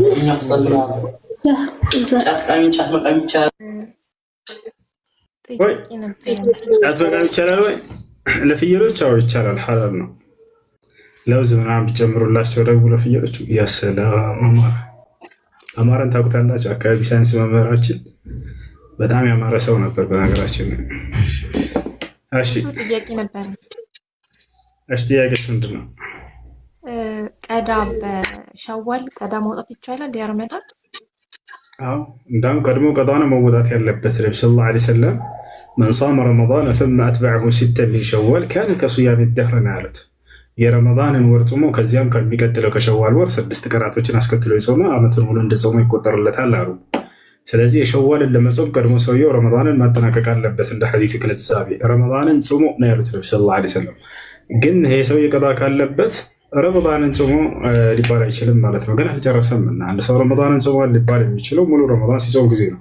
3 ቀን ጾሜ ረመዳንን ቀድሞ መባል ይችላል? አልችልም፣ ሙሉ እስካላጠናቀቅኩ ድረስ። ስለዚህ ሰውየው ቀድሞ ማጠናቀቅ እንዳለበት ያሳያል ሐዲስ። አይ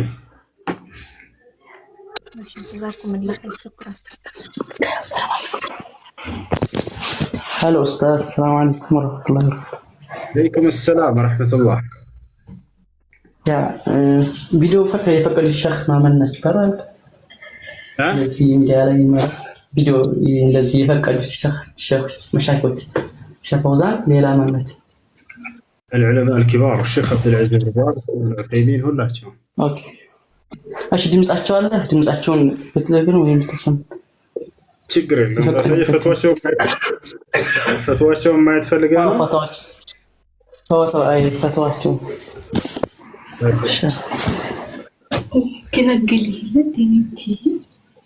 አንድ ቤት አድርጉ ልጆች።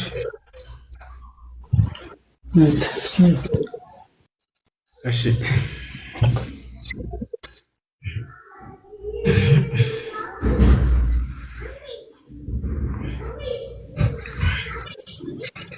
አይሰማም? ይሰማል። እሺ ያውና ሼክ አብዱል ዐዚዝ ብን ባዝ ፈትዋቸው ላንብብልህ። ምን ስታነባለህ? እሺ هاي حكم تسجيل المحاضرات والدروس على أشرطة الفيديو. السؤال صدرت فتوى عند ميت هادرقوت لجوج اسكجرس شو ميت هادرقوت. السؤال طياقيو صدرت فتوى من سماحة الشيخ عبد العزيز بن باز رحمه الله تعالى. أيضا هذا السؤال من أخينا الطالب الثانوي عمر ماجد محمد سعيد من الأردن، يقول أيضا في سؤاله الثاني: صدرت فتوى من سماحة الشيخ عبد العزيز بن عبد الله بن باز حفظه الله تعالى وبارك فيه، وكان معنى تلك الفتوى بأن من كان عنده شرائط ما يسمى بالفيديو وعليها مواد خليعة خبيثة وتاب إلى الله تعالى فإنه يسجل عليها يعني الطيب الجيد، وذلك يزيل ما بها من الخبث. والاستفسار هو: ما المقصود بالطيب؟ هل هو حلقات العلم والدروس الشرعية وتلاوة القرآن؟ فإن كان هذا هو المقصود فهل يدخل ذلك في نطاق التصوير المحرم أم لا؟ فإن كان داخلا في هذا النطاق فكيف يجوز استعماله؟ وإن لم يكن داخلا فما الأدلة الشرعية على ذلك؟ وأخيرا أرجو من سماحة الشيخ عبد العزيز بن باز رحمه الله تعالى أن يتفضل بإوضاح العنوان كاملا لعلنا نسأله أمور أخرى.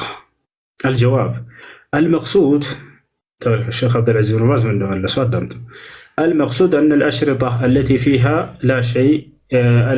فيها شيء لا ينبغي يشو በቪዲዮ ቀርጾ ስላለው ስለ ትምህርት ወይንስ ደግሞ አስፈላጊ ያልሆኑ ቪዲዮዎችን ስለሚቀርጹ ሰዎች ያ ማለት አጸያፊ የሆኑ ነገሮች ስለሚቀርጽ المقصود አሉ الشيخ عبد العزيز بن باز የታሰበበት أن الأشرطة التي فيها شيء لا ينبغي ተገቢ ያልሆነ ነገር የማይገባ የሆነ ነገር የተቀረጸባቸው ቪዲዮዎች ለማለት ነው የከለከልኩት አሉ። قد سجل فيها شيء لا ينبغي لا حاجة إلى تلفها، بل يسجل عليها الشيء الطيب التي لا تتلف هذا المال بغير فائدة. والنبي صلى الله عليه وسلم نهى عن إضاعة المال عليه الصلاة والسلام، فيسجل عليها ما ينفع الناس. الأشرطة التي تحتاج إلى تصوير الشريط الفيديو إذا دعت الحاجة إلى ذلك وسجل عليها من الندوات النافعة والمحاضرات النافعة ما ينفع الناس فلا حرج في ذلك. قبتها العنوان من باب تقديم المصلحة العظيمة على ما في التصوير من المضرة والمنكرة. نتشكر لهم بالوازع يتناقرون من علو الأشرطة الندوات النافعة والمحاضرات النافعة تقامي هنا محاضرات فلا حرج في ذلك. بزلايه فيديو تقرصوا بتكك تشكرين لهم معلوم. فالمقصود من هذا كله أن إيجاد فيديو ينفع الناس قد سجل فيه وقد جعل فيه من العوامل النافعة المحاضرات الفيديو والمفيدة والندوات الصالحة خير من تركه وإتلافه بدون فائدة. هذا هو المقصود. ይሄ ነው ሼክ አብዱልዓዚዝ ባዝ እየተናገሩ ያሉት። ኢስላማዊ ትምህርቶችን ሙሐደራዎችን ከሆነ ይህ ችግር እንደሌለው እርሳቸው ተናግረዋል ማለት ነው። እሺ ሌላ ልጨምርልህ። ሌላ ፈትዋቸው ላይ ምን አሉ? ቢስሚላህ አርረሕማን አርረሒም ወሰላቱ ወሰላም ዐላ ረሱሊላህ ወዐላ አሊሂ ወአስሓቢሂ ወመን ኢህተዳ ቢሁዳህ አማ በዕድ فلا شك أن تسجيل المحاضرات والندوات العلمية من طريق الأشرطة فيه فائدة كبيرة ونفع كبير للناس لأنهم يسمعون الصوت الذي يعرفون صاحبه فينتفعون بذلك أكثر من مجرد الشيء المكتوب. لكن ما يتعلق بالأفلام لأنها تشتمل على الصور ينبغي عدم استعمال ذلك لعدم الحاجة إليه، فالشريط الذي يحفظ الصوت. وأما تصوير النساء في الأفلام هي في المقرزة ምናምን ተጠይቀው ነው። እንደ አጠቃላይ ሼክ አብዱልዓዚዝ ብን ባዝ እስላማዊ ትምህርቶችን የሚተላለፍበት ከሆነ ችግር የለም ብለው ቃል በቃል በፈትዋቸው ላይ አስቀምጠዋል ተናግረዋል ማለት ነው። ይህ ነው።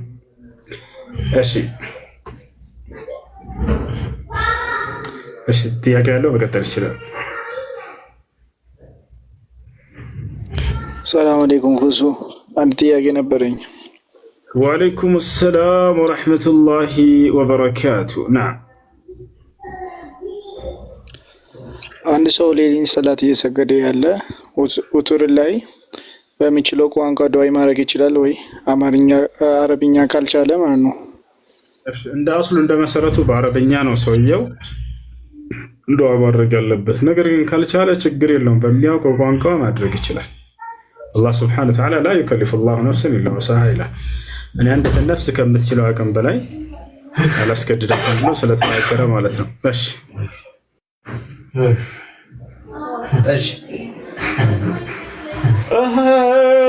እንዴት ነህ?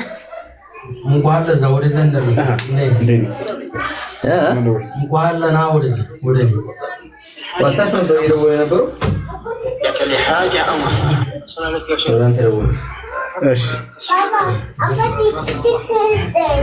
ላውራና ስለሃል إذا كان لحاجة لا بأس أو مصلحة. إذا كان لحاجة أو مصلحة. فالحاجة مثل أن يريد الإنسان إثبات واقع ويصورها بالكتاب، والمصلحة مثل أن يصور أشياء مفيدة لأبنائه بدلا عن التلفزيون، لأن كثير من الناس الآن صاروا فيصورون الأشياء تلهي الصغار. ጥያቄ ያለው አለ መቀጠል ይችላል። እናንተንም ሐሳብ ስለተረከቡ አጥብቄ አወራሁ። እሺ ሁሱ አድዋ ሲሰግድ ደግሞ ትራለው እንዴ?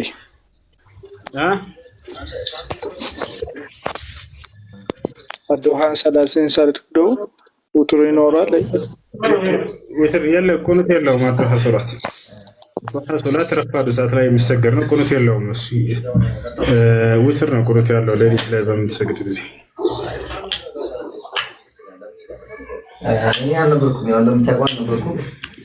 እሺ ቀጥሉ።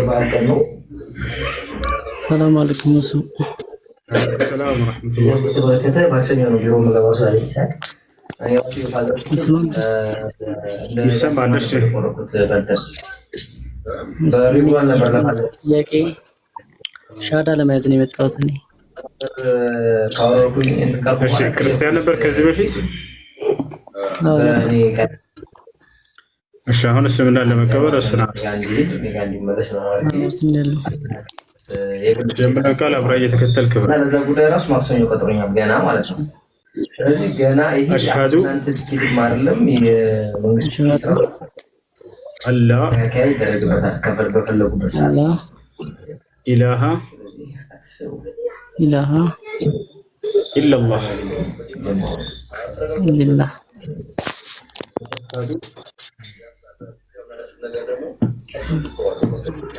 ወአሽሀዱ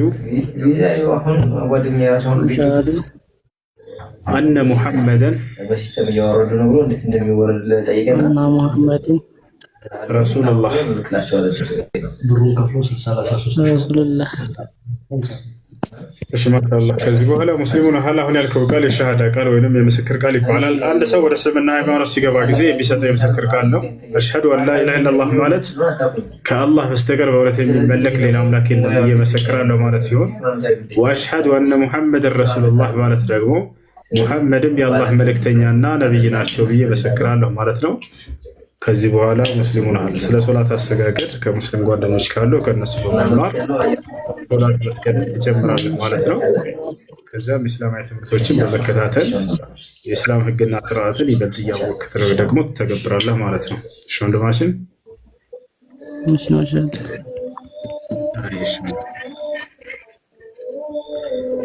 ጥያቄ አለ? ቀጥል። ጥያቄ የለኝም። አሰላሙ አለይኩም ሶ ወአለይኩም ሰላም ወራህመቱላሂ ወበረካቱ። ወደ ካዕባ ለምን እንሰግዳለን? አምላክ አላህ ሱብሓነሁ ወተዓላ ወደዚያ አቅጣጫ ዙራችሁ ስገዱ ስላለ ማስረጃ ቃለ ሱብሓነሁ ወተዓላ ፈወሊ ወጅሀከ ሸጥረል መስጂዲል ሐራም፣ ሶላት በምትሰግድ ጊዜ ፊትህን ወደ ቂብላ አቅጣጫ ዙረህ ስገድ አለ። ለዚያ ነው የምንሰግደው። አምላክ አላህ ሱብሓነሁ ወተዓላ በነቢያት በኩል ያዘዘን ትእዛዛት አስፈው። ለምንድን ነው ከተባለ ሰዎች ወደ አንድ አቅጣጫ ዙረው ይሰግዱ ዘንድ ነው። ይህ ህግ ያለው ለምድር ሰዎች ብቻ ሳይሆን ለሰማይ መላእክቶችም ሁሉ ያለ ህግ ነው። የሰማይ መላእክቶች አንድ አቅጣጫ አላቸው። በይተል ማዕሙር ይባላል። በሰባተኛው ሰማይ ላይ ይገኛል። ወደዚያ አቅጣጫ ዞረው ይሰግዳሉ። ያም ቂብላቸው መስጂዳቸው ነው። በየቀኑ በዚያ ቦታ ላይ 70 ሺህ መላእክቶች እየሄዱ ይሰግዳሉ። ነቢዩ ሰለላሁ ዐለይሂ ወሰለም ሐዲስ ላይ ይህን ተናግረዋል። አይሽ እና ለምድር ሰዎችም ይህን ህግ አደረገው አምላክ አላህ ሱብሓነሁ ወተዓላ። ነቢያቶችን ሄዳቸው ስሩ አላቸው። ካዕባን ሄደው ሰሩ። ካዕባ መጀመሪያ የተሰራው ምድር ላይ ቤተ አምልኮ የተሰራው እርሱ ነው። የሰው ልጅ እዚህ ዓለም ከመምጣቱ ጀምሮ ታሪኩ ከዛን ጊዜ ይጀምራል። ካዕባ አላህ በቁርአን ላይ ሲናገር ስለ ካዕባ መታት ኢነ አወለ ቤትን ወዲዐ ሊናስ ለለዚ ቢበከተ ሙባረከን ወሁደን ሊልዓለሚን ይላል። ለሰዎች ምድር ላይ ለመጀመሪያ ጊዜ የተሰራው ቤተ አምልኮ ያ መካ ላይ የሚገኘው ካዕባ ነው እያለ ይናገራል። ለሰዎች ለመጀመሪያ ጊዜ ሲል ጊዜ ከሰው ልጅ መጀመሪያ ታሪክ ከአዳም ታሪክ ጀምሮ ይጀምራል ማለት ነው። ነቢያችን ሰለላሁ ዐለይሂ ወሰለም ሐዲስ ላይ በተጠየቁ ጊዜ ምን ተባሉ? ያ ረሱለላህ ማ ሁወ አወሉ መስጂድን ቡኒየ ፊል አርድ፣ አንተ የአላህ መልእክተኛ ሆይ ምድር ላይ መጀመሪያ የተሰራው ቤተ አምልኮ መስጂድ የትኛው ነው ሲባሉ አልመስጂድ አልሐራም አሉ። መካ ካዕባ የሚገኘው ነው ብለው ተናገሩ። ስለዚህ አዳም ለመጀመሪያ ጊዜ የሰራው ራሱ አዳም ነው ማለት ነው። የሰው ልጅ መጀመሪያ ምድር ላይ ሲመጣ ጊዜ እንዲሰራ የታዘዘውና የሰራው ቤተ አምልኮ እርሱ፣ ሰው ደግሞ የመጀመሪያ አዳም ነው። አይ ጥያቄ ያለ ይቀጥል። እሺ ጥያቄ ያለኝ እሺ እሺ አንደኛ ያለሽው ይቀጥል። እሺ አንደኛ ጥያቄ ቀጥላል። እሺ ጨርሰሽ ኮሜንት ላይ እፎይ ጀግና ላይ ይላሉ። እናንተ ሰፈር ራስ በሙስሊሞች ሰፈር ትሪው ወይ ውሻ በሰፈሩ ላይ በጣም ጫሂ ነው፣ እንደ ጀግና ያጫወታል። በአንበሶች ሰፈር ግን ትሪው ብሎ አያውቅም ለዘላለም። በዚያው ባለበት ጆሆ ጀግና ይባላል ውሻ። ከዛልክ አንድ ቀን ወደ ሙስሊሞች ሰፈር ጎራ በል እስኪ ሁሴን ቤት ሄድና ገባና አውራ አንድ ጊዜ የምታወራው እዚህ እኛ ለምትነግረን በሉት። የዛኔ ባንነትን ታያላችሁ። አይመጣም ገደሉት። እዛው ቤት ቁጭ ብሎ ያረጃል ለዘላለም እናንተን እየሰከሰ ማለት ነው። አይ ጥያቄ ቀጥላል። እሺ አንደኛው ጥያቄ ሱሁር አላሰርንም እና ሱሁር ታናሰር ነጋብን። ከዛ በኋላ እስከ ዙሁር በኋላ ድረስ እስከ 8 ሰዓት ድረስ በኢትዮጵያ 8 ሰዓት ድረስ ተቀመጥን። ከዛ በኋላ በጣም ስራ ስለሚበዛብን ደከመንና በላን። ያ እንዴት ይታያል? ቀዷ የሚወጣው አንድ ቀን ነው ወይንስ ግማሽ ሰው ደግሞ 2 ወር ነው የሚወጣው ረመዳን ሲወጣ ብለውን ነው? ለአንድ ቀን ነው ቀዷ የምታወጡት። ተውበት አድርጉ፣ ወደ አላህ ሱብሓነሁ ወተዓላ ተውበት አድርጉ። ራበኝ ብሎ ሰው ማፍጠር የለበትም። ህይወቱ አደጋ ላይ የሚያስቀር በስተቀር ሁሉም ሰው ይራባል። ስለዚህ 2 ወር ቀዷ ከፈራ የለበትም። አንድ ቀን ቀዷ ብቻ ነው ያለበት። መርሃባ ወይ በፕሮሰስ ደግሞ ያለፈውን ረመዳን በመንገድ ላይ ነበርና ያሳለፍነው። ቀጣይ አንድ ረመዳን ጾምን። ከዛ እንደገና አሁን 2ኛ 3ኛ ላይ ጾምኩና ያን እንዴት ነው ከፋራ ማውጣው? እንዴት ነው አሁን ጾሙን ጾም ያለው?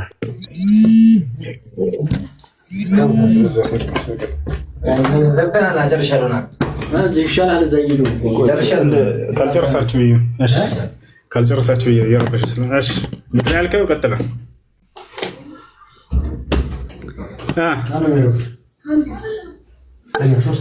ይሰማል። ምንድን ነበር ያልከው? እሺ እንትን ነው በመንገድ ላይ ነበርና ረመዳንን ያሳለፍኩት። ከዛ 2 ዓመት ጾምኩኝ ቀዷን ማለት ነው። አሁን ከፋራ እንዴት ነው? ምንድን ነው ያልከው? ድገማ። ረመዳን በመንገድ ላይ ነበርና ያሳለፍኩት።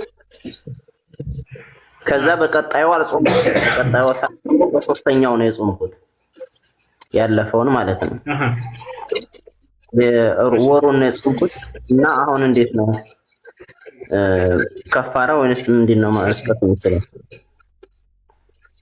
እስካሁን ድረስ ያሳለፍከው ቀዷ ማውጣት እንዳለብህ እያወቅህ በመሳነፍ ነው ያሳለፍከው ወይስ ቀዷ ማውጣት እንዳለብህ አታውቅም ነበር? አላውቅም ነበር። በሰዓቱ መንገድ ላይ ስለነበርኩም ያው አላውቅም። እንደገና ነው እንትን ያወቅሁት። ቀዷ ማውጣት እንዳለብህ አታውቅም ነበር? ተፈታ ቀዷ ማውጣት እንዳለብህ ግዴታ ነው፣ ግን ቀዷ ማውጣት አታውቅም? ያው ባቅም ማለት በሰዓቱ ሰው መንገድ ላይ የሆነ በማንኛውም ሰዓት ያወጣል እንደሚባለው ነው እንጂ ማቀው ቀጣይ ረመዳን ሳይገባባችሁ ምናምን የሚለውን አላውቅም። እሺ ለማንኛውም አንድ ሰው የረመዳን ቀዷ ካለበት ቀጣዩ ረመዳን እስኪገባ ድረስ አውቆሆን ብሎ ያለምንም ምክንያት ካሳለፈው ቀዷው ከፋራም አለበት። ነገር ግን በምክንያት ከሆነ ታሞ ከሆነ ወይንም ደግሞ ቀዷ የሚያወጣበት ጊዜ ሳያገኝ ከሆነ ያሳለፈው ይህ ሰውዬ ቀዷ ብቻ ነው የሚኖርበት። አንተ ደግሞ ቀዷ ማውጣት እንዳለብህ ታውቃለህ። ስለዚህ ይሄ ቀዷ ያለበት ቀዷን ማውጣት ያለምንም ምክንያት አውቆሆን ብሎ ያሳለፈ ሰው ቀዷውን ከፋራው አለበት። ቀዷው ምንድነው? ያልጾማቸውን ቀናቶች መጾም ነው። ከፋራው ደግሞ ለእያንዳንዱ ቀን አንዳንድ ምስኪን ማብላት ነው። ማብላት የማትችል ከሆነ በእህል መቀየር ትችላለህ። ለእያንዳንዱ ቀን አንዳንድ ኪሎ ከግማሽ ያህል። ስለዚህ ስንት ቀን ነው ቀዷ ያለብህ? አስቤ ልንገርህ ያለብህን ከፋራ። እሺ የአንድ ወር ነው። ወሩንም ጾሜያለሁ። የአንድ ወር ከሆነ 45 ኪሎ ሩዝ ገዝተህ ለድሃዎች ማከፋፈል። በአካባቢ ለእናት ወይ ለአባት ንገራቸውና ድሃዎች ቤተሰብ ካሉ ለአጎት ላክስት ምናምን ለእነሱ ገዝተህ ይስጧቸው። 45 ኪሎ ሩዝ ገዝተህ የወሩን አካፍሏቸው። እዛ መርሃባ ጀዛከላህ ኸይር ወያኩም። እሺ ቀጥሉ ልጆች። ለሞት ቅድም ልጆቹን ይዘውጭ ጥያቄ ያለው ካለ ይቀጥል።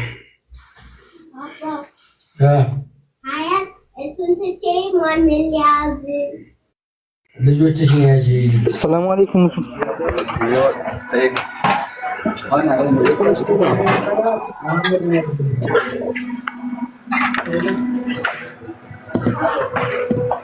እሺ ጥያቄ ያለው ሰዓቱ የደረሰው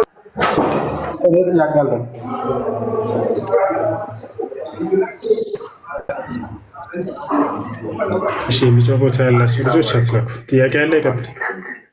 እኔ ቦይስ ያደረኩልህ ነበረው ቪዛውን ነበር ልጠይቅህ። ቪዛውን ነበር ልጠይቅህ። ማሜ ጥያቄውን አቅርብ። ሰላም ወራህመቱላሂ ወበረካቱ። ማሜ እነሱ ከብርድ አስቀልኝ እኔ ጋ ብቻ ነው በጣም ይቆራረጣል። ገብቷል። ጥያቄ ምንድን ነው? ሰላም አለይኩም። ጥያቄ አይደለም። ይኸውልህ ልንገርህ አንድ ነገር ምንድን ነው መሰለህ፣ ይሰማል አይደለ? ለምሳሌ እኔ ተወልጄ ያደግኩበት አካባቢ ማለት ነው አንድም ሙስሊም አናውቅም። ገብቶሃል? እሺ እና ለምንድን ነው ለምሳሌ ለምንድን ነው እኛ በተአምር መጽሐፋችን ላይ የማናውቃችሁ እናንተ ግን እንደምታውቁን አድርጋችሁ የምታወሩት? እናንተ እሺ በደንብ እናውቃቸዋለን። ስለምናውቃቸው ነው የምናወራው።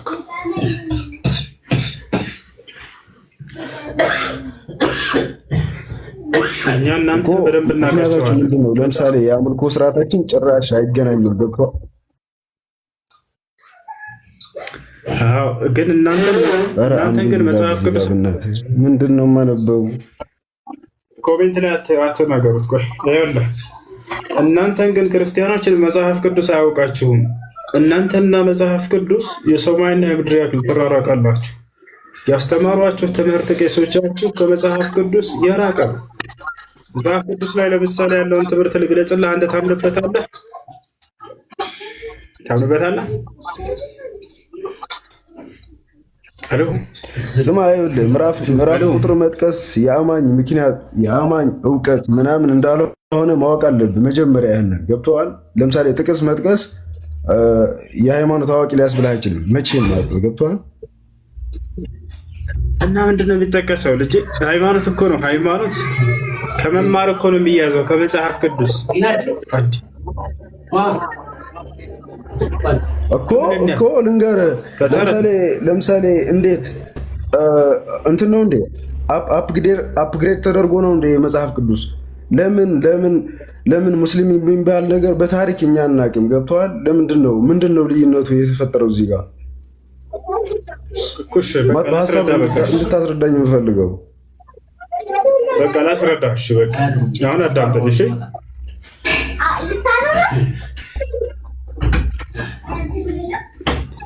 አሁን አዳምጠኝ።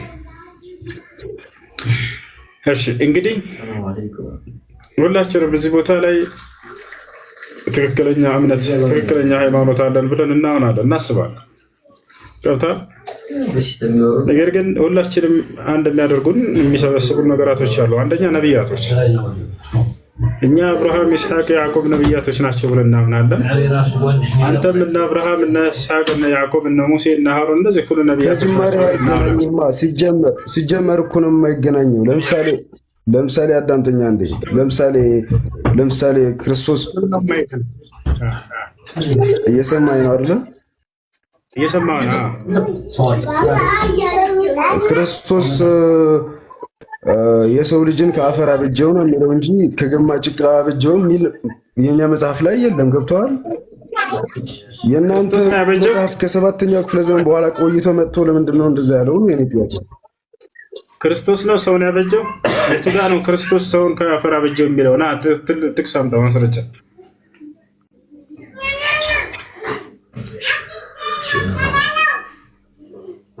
ማስረጃ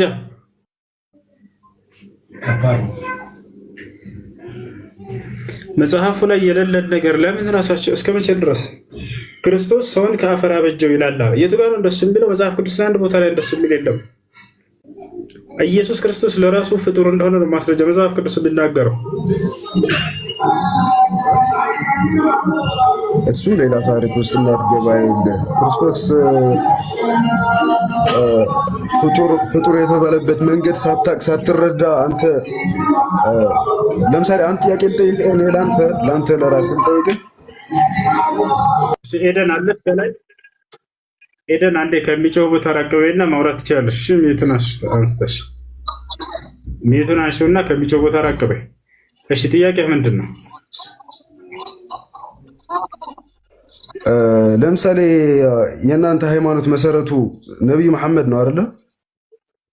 አይደሉም። እርሳቸው አንዱ የሃይማኖት አስተማሪ ናቸው እንጂ የሃይማኖቱ መስራች እርሳቸው አይደሉም። አያቸው፣ እዚህ ጋር ነው ትልቁ ስህተት። መጀመሪያ የሚጀምረው ስህተት ክርስቲያኖች እስልምና ሲገነዘቡት የእስልምና ሃይማኖት መስራች ነው። እኛ ለመስማት እንዲጥመን አድርገህ የምታወራው ለምንድን ነው? ማለት ጥሞታል። አያቸው፣ ግን ይሄን አልጠበቀም። ምክንያቱም የሚነግሩ የሚጭኗቸው ሌላ ነገር ነው። ስለ እስልምና ክፉ ነው። ከኔ የሚሰማው ግን ጥሞታል። እንዲጥመን አድርገህ ለምን ታወራለህ አለ። ምክንያቱም የተሞላ እስከዛሬ ስለ እስልምና ክፉ ነገር ከሚናገሩ ረጅም ሰዓት ማውራት እንችል ነበረ። በጣም ኔትወርክ እየተቆራረጠ ነው። አልሐምዱሊላህ በአንደበታቸው መሰከሩ ኢስላም እንደሚጥም ከአንደበታቸው ከእምነቱ ባለቤቶች ሲሰሙት ጊዜ ክፉ ስትሰማ ስለነበር ስለ እስልምና የሌለ ነገር ነው የሚነግሩ። ከጫኑ መካከል እስኪ አንድ ንገረኝ፣ እስኪ ስለ እስልምና ክፉ የሰማህን አንድ ነገር ንገረኝ። ሄሎ ተስማዕ ክላሚ ወላ ራስ ኔትወርክ በጣም ይቆራረጣል። በጣም ብዙ ነገር ልጠይቅህ ነበረ ዛሬ።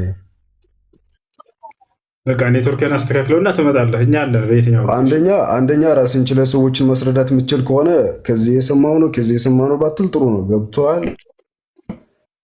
የተሻለ አይዲያ ካለ አንተ ራስህ ሪፍሌክት ማድረግ ትችል ነበረ። አይሽ በቃ አንተ ጥያቄው ሲመችህ ኔትህን አስተካክልና ራሽ ችግር የለውም። ያው ያለው በየትኛውም ሰዓት ኩፍያው አለ።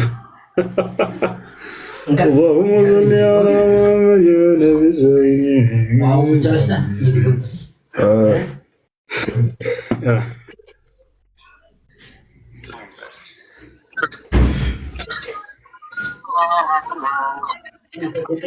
والله العظيم ولا بتكلم استوصي ነው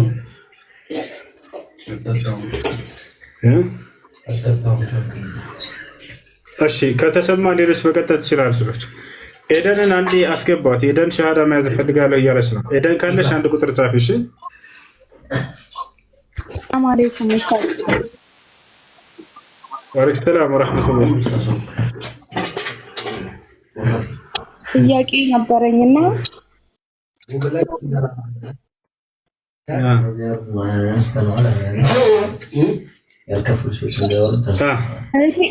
እህቴ በቅርብ ነበር ያገባችውና ከዛ ከባለቤቷ ጋር አልተስማሙም። እሺ ከዛ በሰው ጀነጀነችው መሰለኝ በሌላ ሰው ምናምን። ከዛ እሺ ሚስት የለኝም ማለት እና አሁን ኒካህ የለኝም ምናምን እያለች ነበርና እኔ እጠይቅልሻለሁ ምናምን ብያት ነው።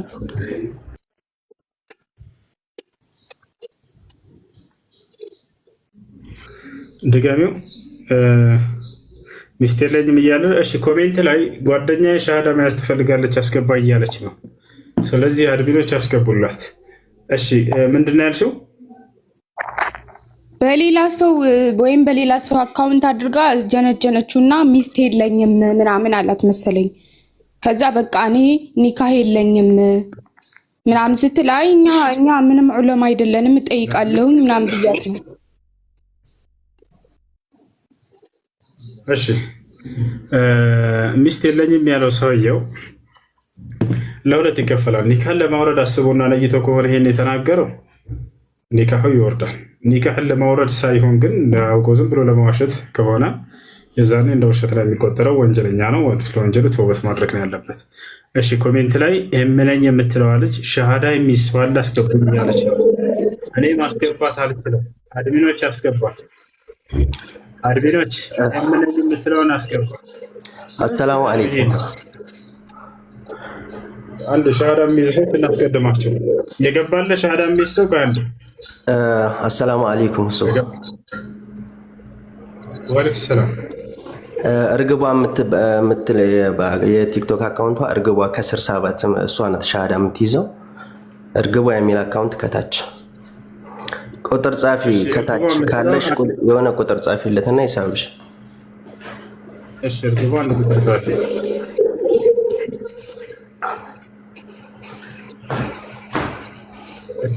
ካለ ያናግረኝ። እርግቧ የሆነ ቁጥር ጻፊና ግቢ።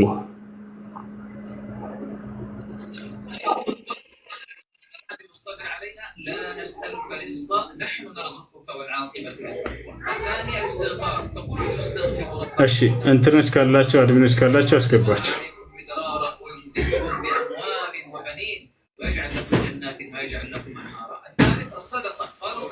እሺ ያላቸው ልጆች የገበሰው አለ ገስት ላይ ሰው አይታይኝም። ምክንያቱም ታባት እርግቧ የሆነ ቁጥር ጻፊና ሂሳብሽና ግቢ። እሺ እስክትገባ ድረስ ሌላ ጥያቄ ያለው ማን ነው? ከላይ የገባችሁ ሻሃዳ የሚይዝ ሰው አለ ያላችሁት ካለ ቢገባ ሰው ካለ አስገባችሁ። ከላይ ሰው አለ?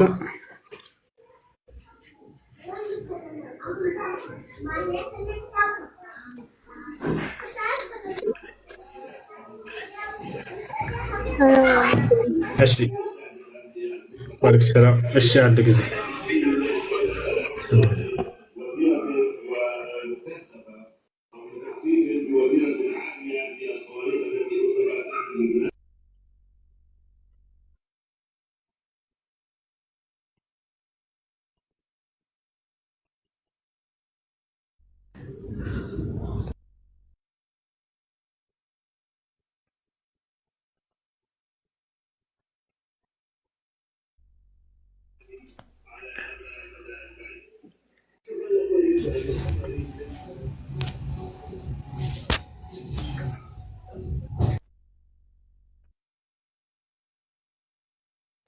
ኮሜንት ላይ ኤደንን አስገባት። አንድ ጊዜ ኤደንን አስገባት ልጆች። እሺ አድሚኖች ካላቸው ኤደንን አስገባት። ሻሃዳ በያዝ የሚፈልግ ሰው ካለ ያናግረኝ። አሁን ገስት ላይ ሰው አይታይኝም። እርግቧን መታለች፣ አስገባት። አድሚ ነች። ሻሃዳ መያዝ የሚፈልግ ሰው አለ? ያናግረኝ። አለ ልጆች ለምን ታባት አድርጉም? ገስት ላይ ሰው አይታየኝም። እሺ ኤደን ገብተሻል። ሰላም ነው? እንዴት ነሽ?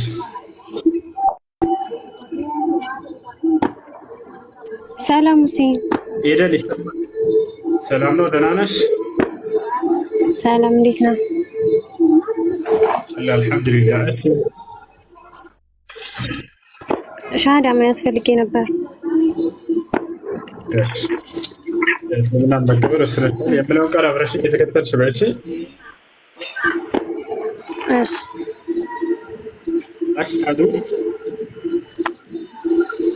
አሽሀዱ ላ ኢላ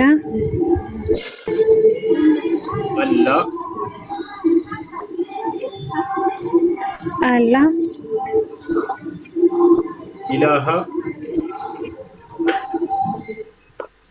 ኢላሃ ኢላላህ ኢላላህ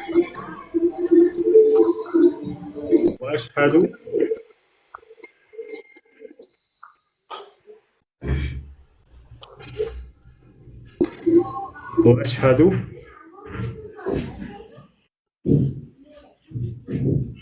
አድሚኖች የታደረጋቸዋት አድሚኖች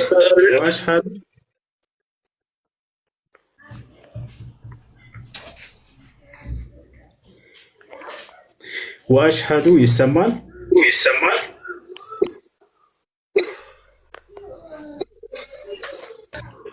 ሄሎ እሺ የተሰማች ነው አይደል? ወአሽሀዱ ቀጥይ። ኔትወርክ አስወጥቷታል። ስትመጣ ጊዜ አስገቧታል ብለሽ። እሺ እርግቧ አለ የምትይዘው ልጅ እርግቧ የሚለው የመጀመሪያ አካውንት ላይ ከላይ።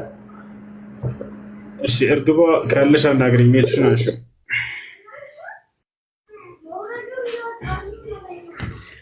ይሰማሻል? እርግቧ እንትን አንሱላት፣ ሚዩት አንሱላት።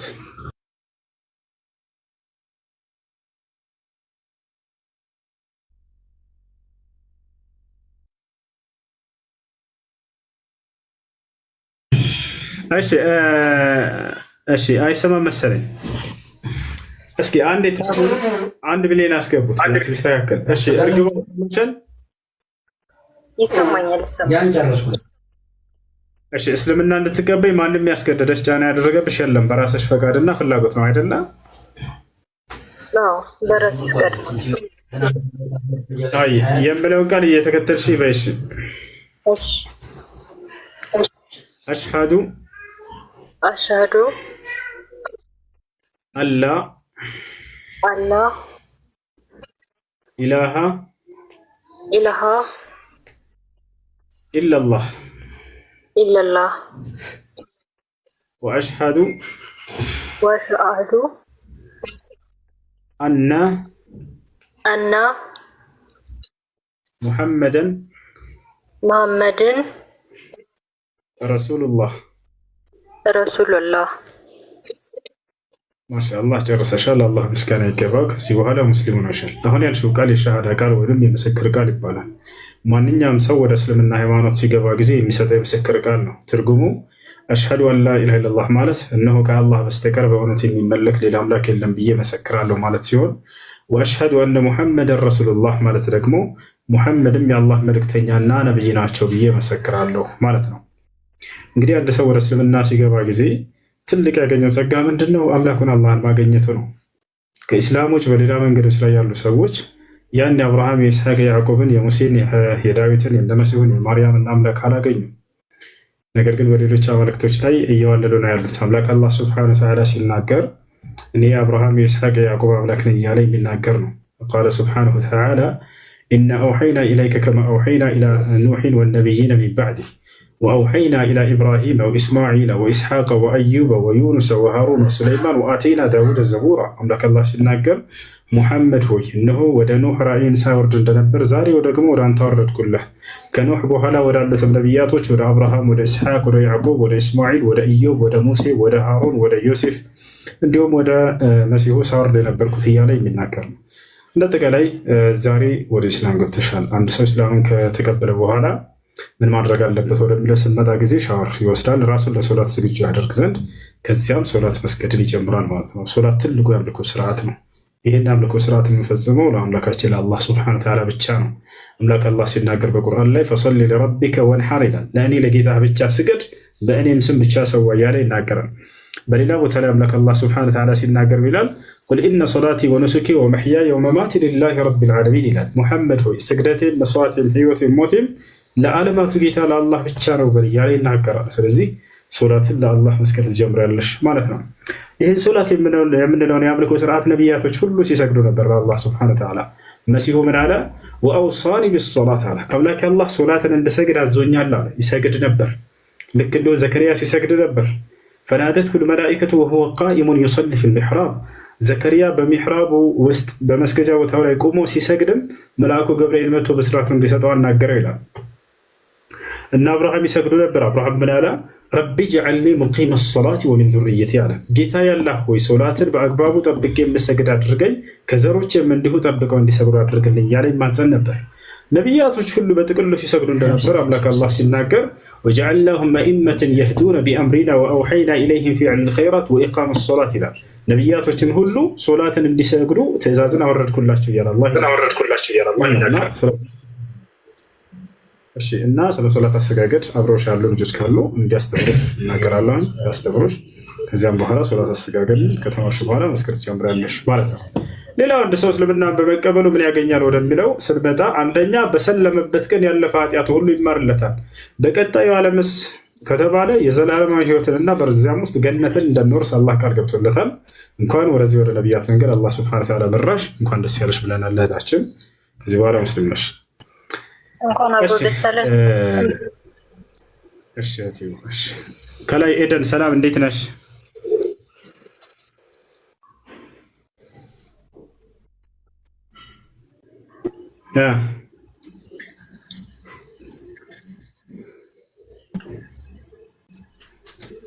ኤደን አለሽ?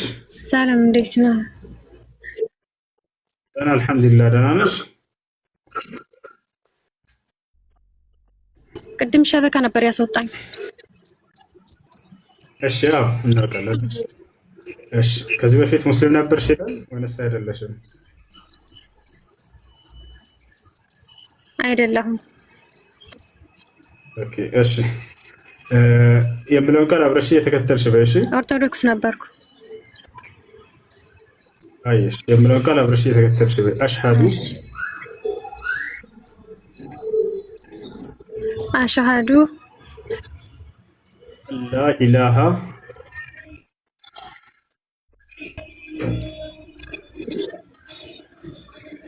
አላ ኢላሃ ኢላላህ ኢላላህ ወአሽሃዱ አሽሃዱ እነ ሙሐመደን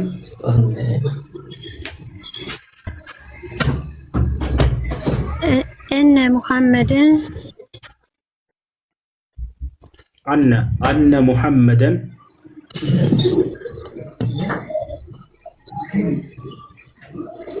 አነ ሙሐመደን ረሱሉላህ ረሱሉላህ። እሺ ጨርሰሻል። ትርጉሙ ከአላህ ሌላ አምላክ የለም ብዬ መሰክራለሁኝ፣ ሙሐመድም የአላህ መልእክተኛና ነቢይ ናቸው ብዬ መሰክራለሁ ማለት ነው። ከዚህ በኋላ ሙስሊም ነሽ። ቅድም ስናገር የነበረው ምናልባት ሰምተሽ ሊሆን ይችላል። ለእህታችን እርግቧ የሚለው ከታች ያ ነው እንግዲህ አንድ ሰው ወደ እስላም ሲገባ ጊዜ ይህን ቃል ነው የሚለው።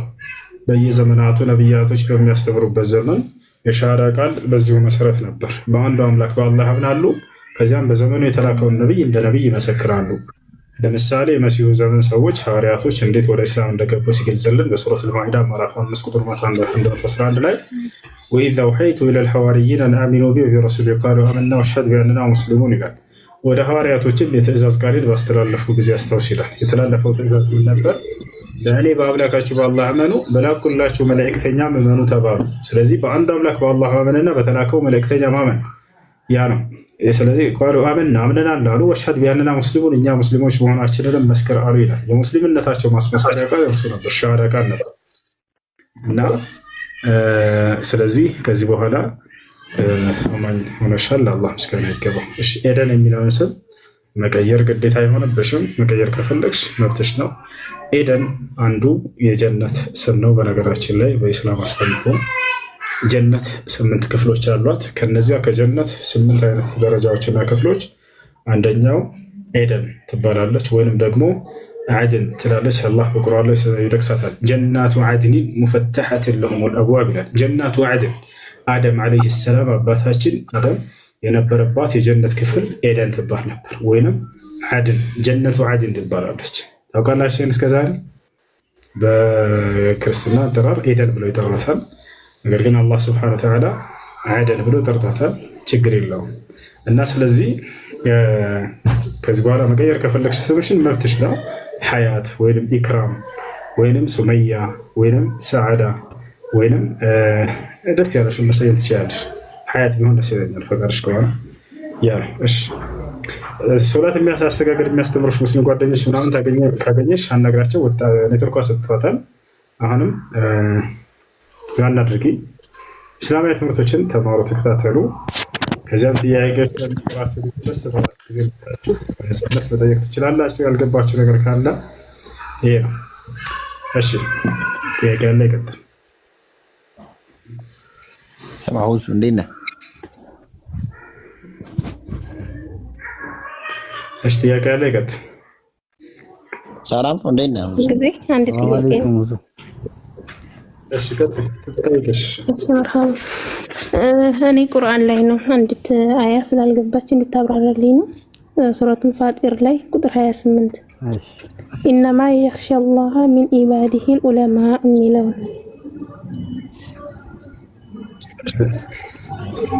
የኽሸላህ የሚለው አልገባኝም። እሱ ነው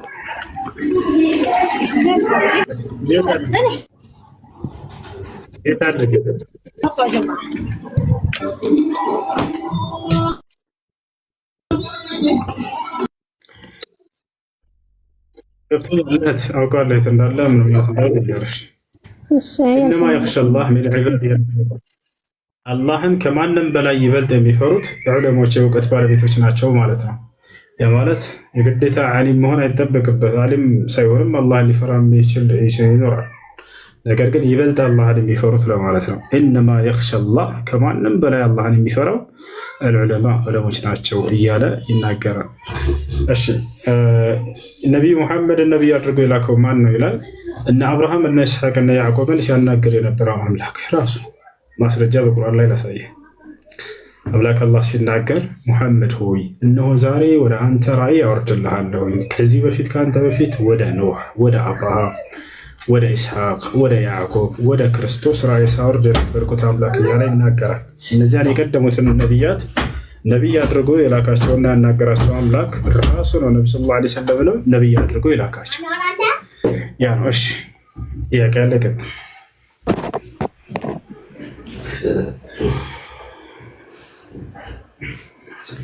ጥያቄ ያለ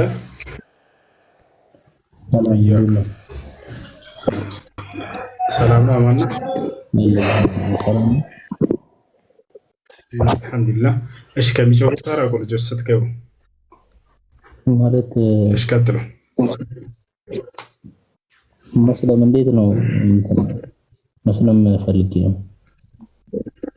ሙስሊም ፈልገህ ነው?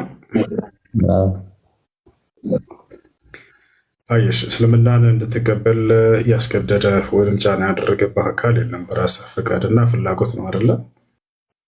ብዙ ጊዜ እንትን እያልኩኝ ስለነበረ አሁን ደግሞ ትንሽ ህመም ላይ ነኝና ያው ትክክለኛው መንገድ ሳሪስ ከሞትኩኝ እንትን እንዳይለ በዛ መስለምን አምኜበት ሰላም ስለፈለኩ ማሻአላህ እንኳን አላህ Subhanahu Wa Ta'ala ለብህን ወደዚህ መራው። ነብያችን ሰለላሁ ዐለይሂ ወሰለም من كان آخر كلامه لا إله إلا الله دخل الجنة ብለዋል። የመጨረሻ ህይወቱ ላይ ከመሞቱ በፊት እስልምናን ተቀብለው የሞተ ከአንድ አምላክ ከአላህ በስተቀር በእውነት የሚመለክ አምላክ የለም ብሎ የመሰከረ ሰው ከህልፈቱ በኋላ ወደ ገነት ቀጥታ ይሄዳል ብለው መስክረውለታል። እንዲህ አይነት ሰው ነቢያችን ሰለላሁ ዐለይሂ ወሰለም አጎታቸው ጣረሞት ላይ ሳለ ሄዱና ቤቱ ሊጠይቁት አማኝ አልነበረም። ያ ዓም ቁል ላ ኢላሃ ኢለላህ ከሊመተን ወሐጅ ለከ ቢሃ ዒንደላህ አሉት። አጎቴ ሆይ እስልምናን ተቀበል፣ ላኢላሃ ኢለላህ በል፣ የሻሃዳ ቃል ያዝ፣ ነገ የትንሣኤ ቀን የፍርዱ ቀን አማኝ ነበር ብዬ እንደመሰክርልህ ከአምላኬ ፊት ብለው ተናገሩት። ስለዚህ የምለውን ቃል አብረህ እየተከተልክ ከኔ ጋር ትላለህ።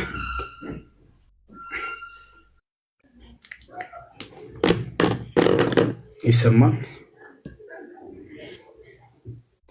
ይሰማል ወይ?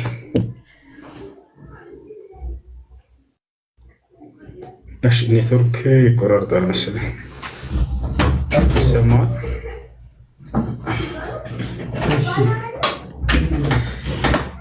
እሺ ኔትወርክ ይዞታል መሰለኝ። ኔትወርክ ከለቀቀልህ መቀጠል ትችላለህ። እስከዚያ ድረስ ሌሎች ጥያቄ ያላችሁ ቀጥሉ።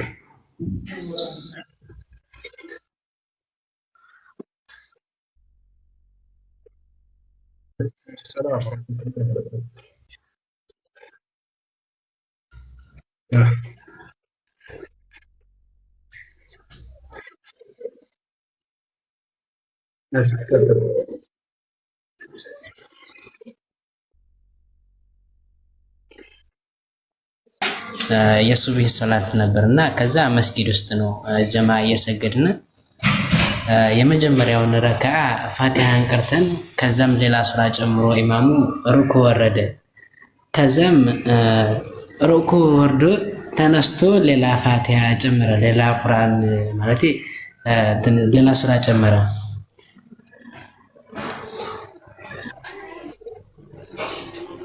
ይሰማልና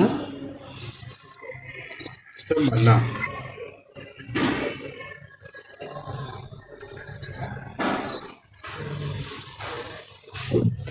ከዛም ሌላ ሱራ ጨምሮ ሁለተኛ ሩኩ አደረገ። ከዛም እኔ ግራ ገባኝና እኔ ከኢማሙ በጣም መራቅ ብዬ ነበርና የሰገድኩኝ ነበረው። እሱ ሩኩ ሁለተኛ ሲያደርግ እኔ ቀጥታ የወረድኩት ወደ ሱጁድ ነው ታውቃለህ። እና በዚህ ጉዳይ እንድታብራራልኝ ፈልጌ ነው። ገባኝ ጥያቄ ወንድም። የሰገርን ነበረ። ከዛ የመጀመሪያው ረካ ላይ ነን። ፋቲሃን ቀርቶ ሌላ ሱራ ጨምሮ ሩኩ ወረደ ሰውየው ኢማሙ ማለት ነው። ከሩኩ ተነስቶ ሌላ ሱራ ቀረ። ሰሚዐ አላሁ ሊመን ሐሚዳ ብሎ ሌላ ሱራ ቀርቶ ሁለተኛ ደግሞ ሩኩ አዎ አስተካከል። ማን ጋር ነው የሚረብሽ ድምፅ ያለው? ባለ አድሚን የለም እንደዚህ ቤት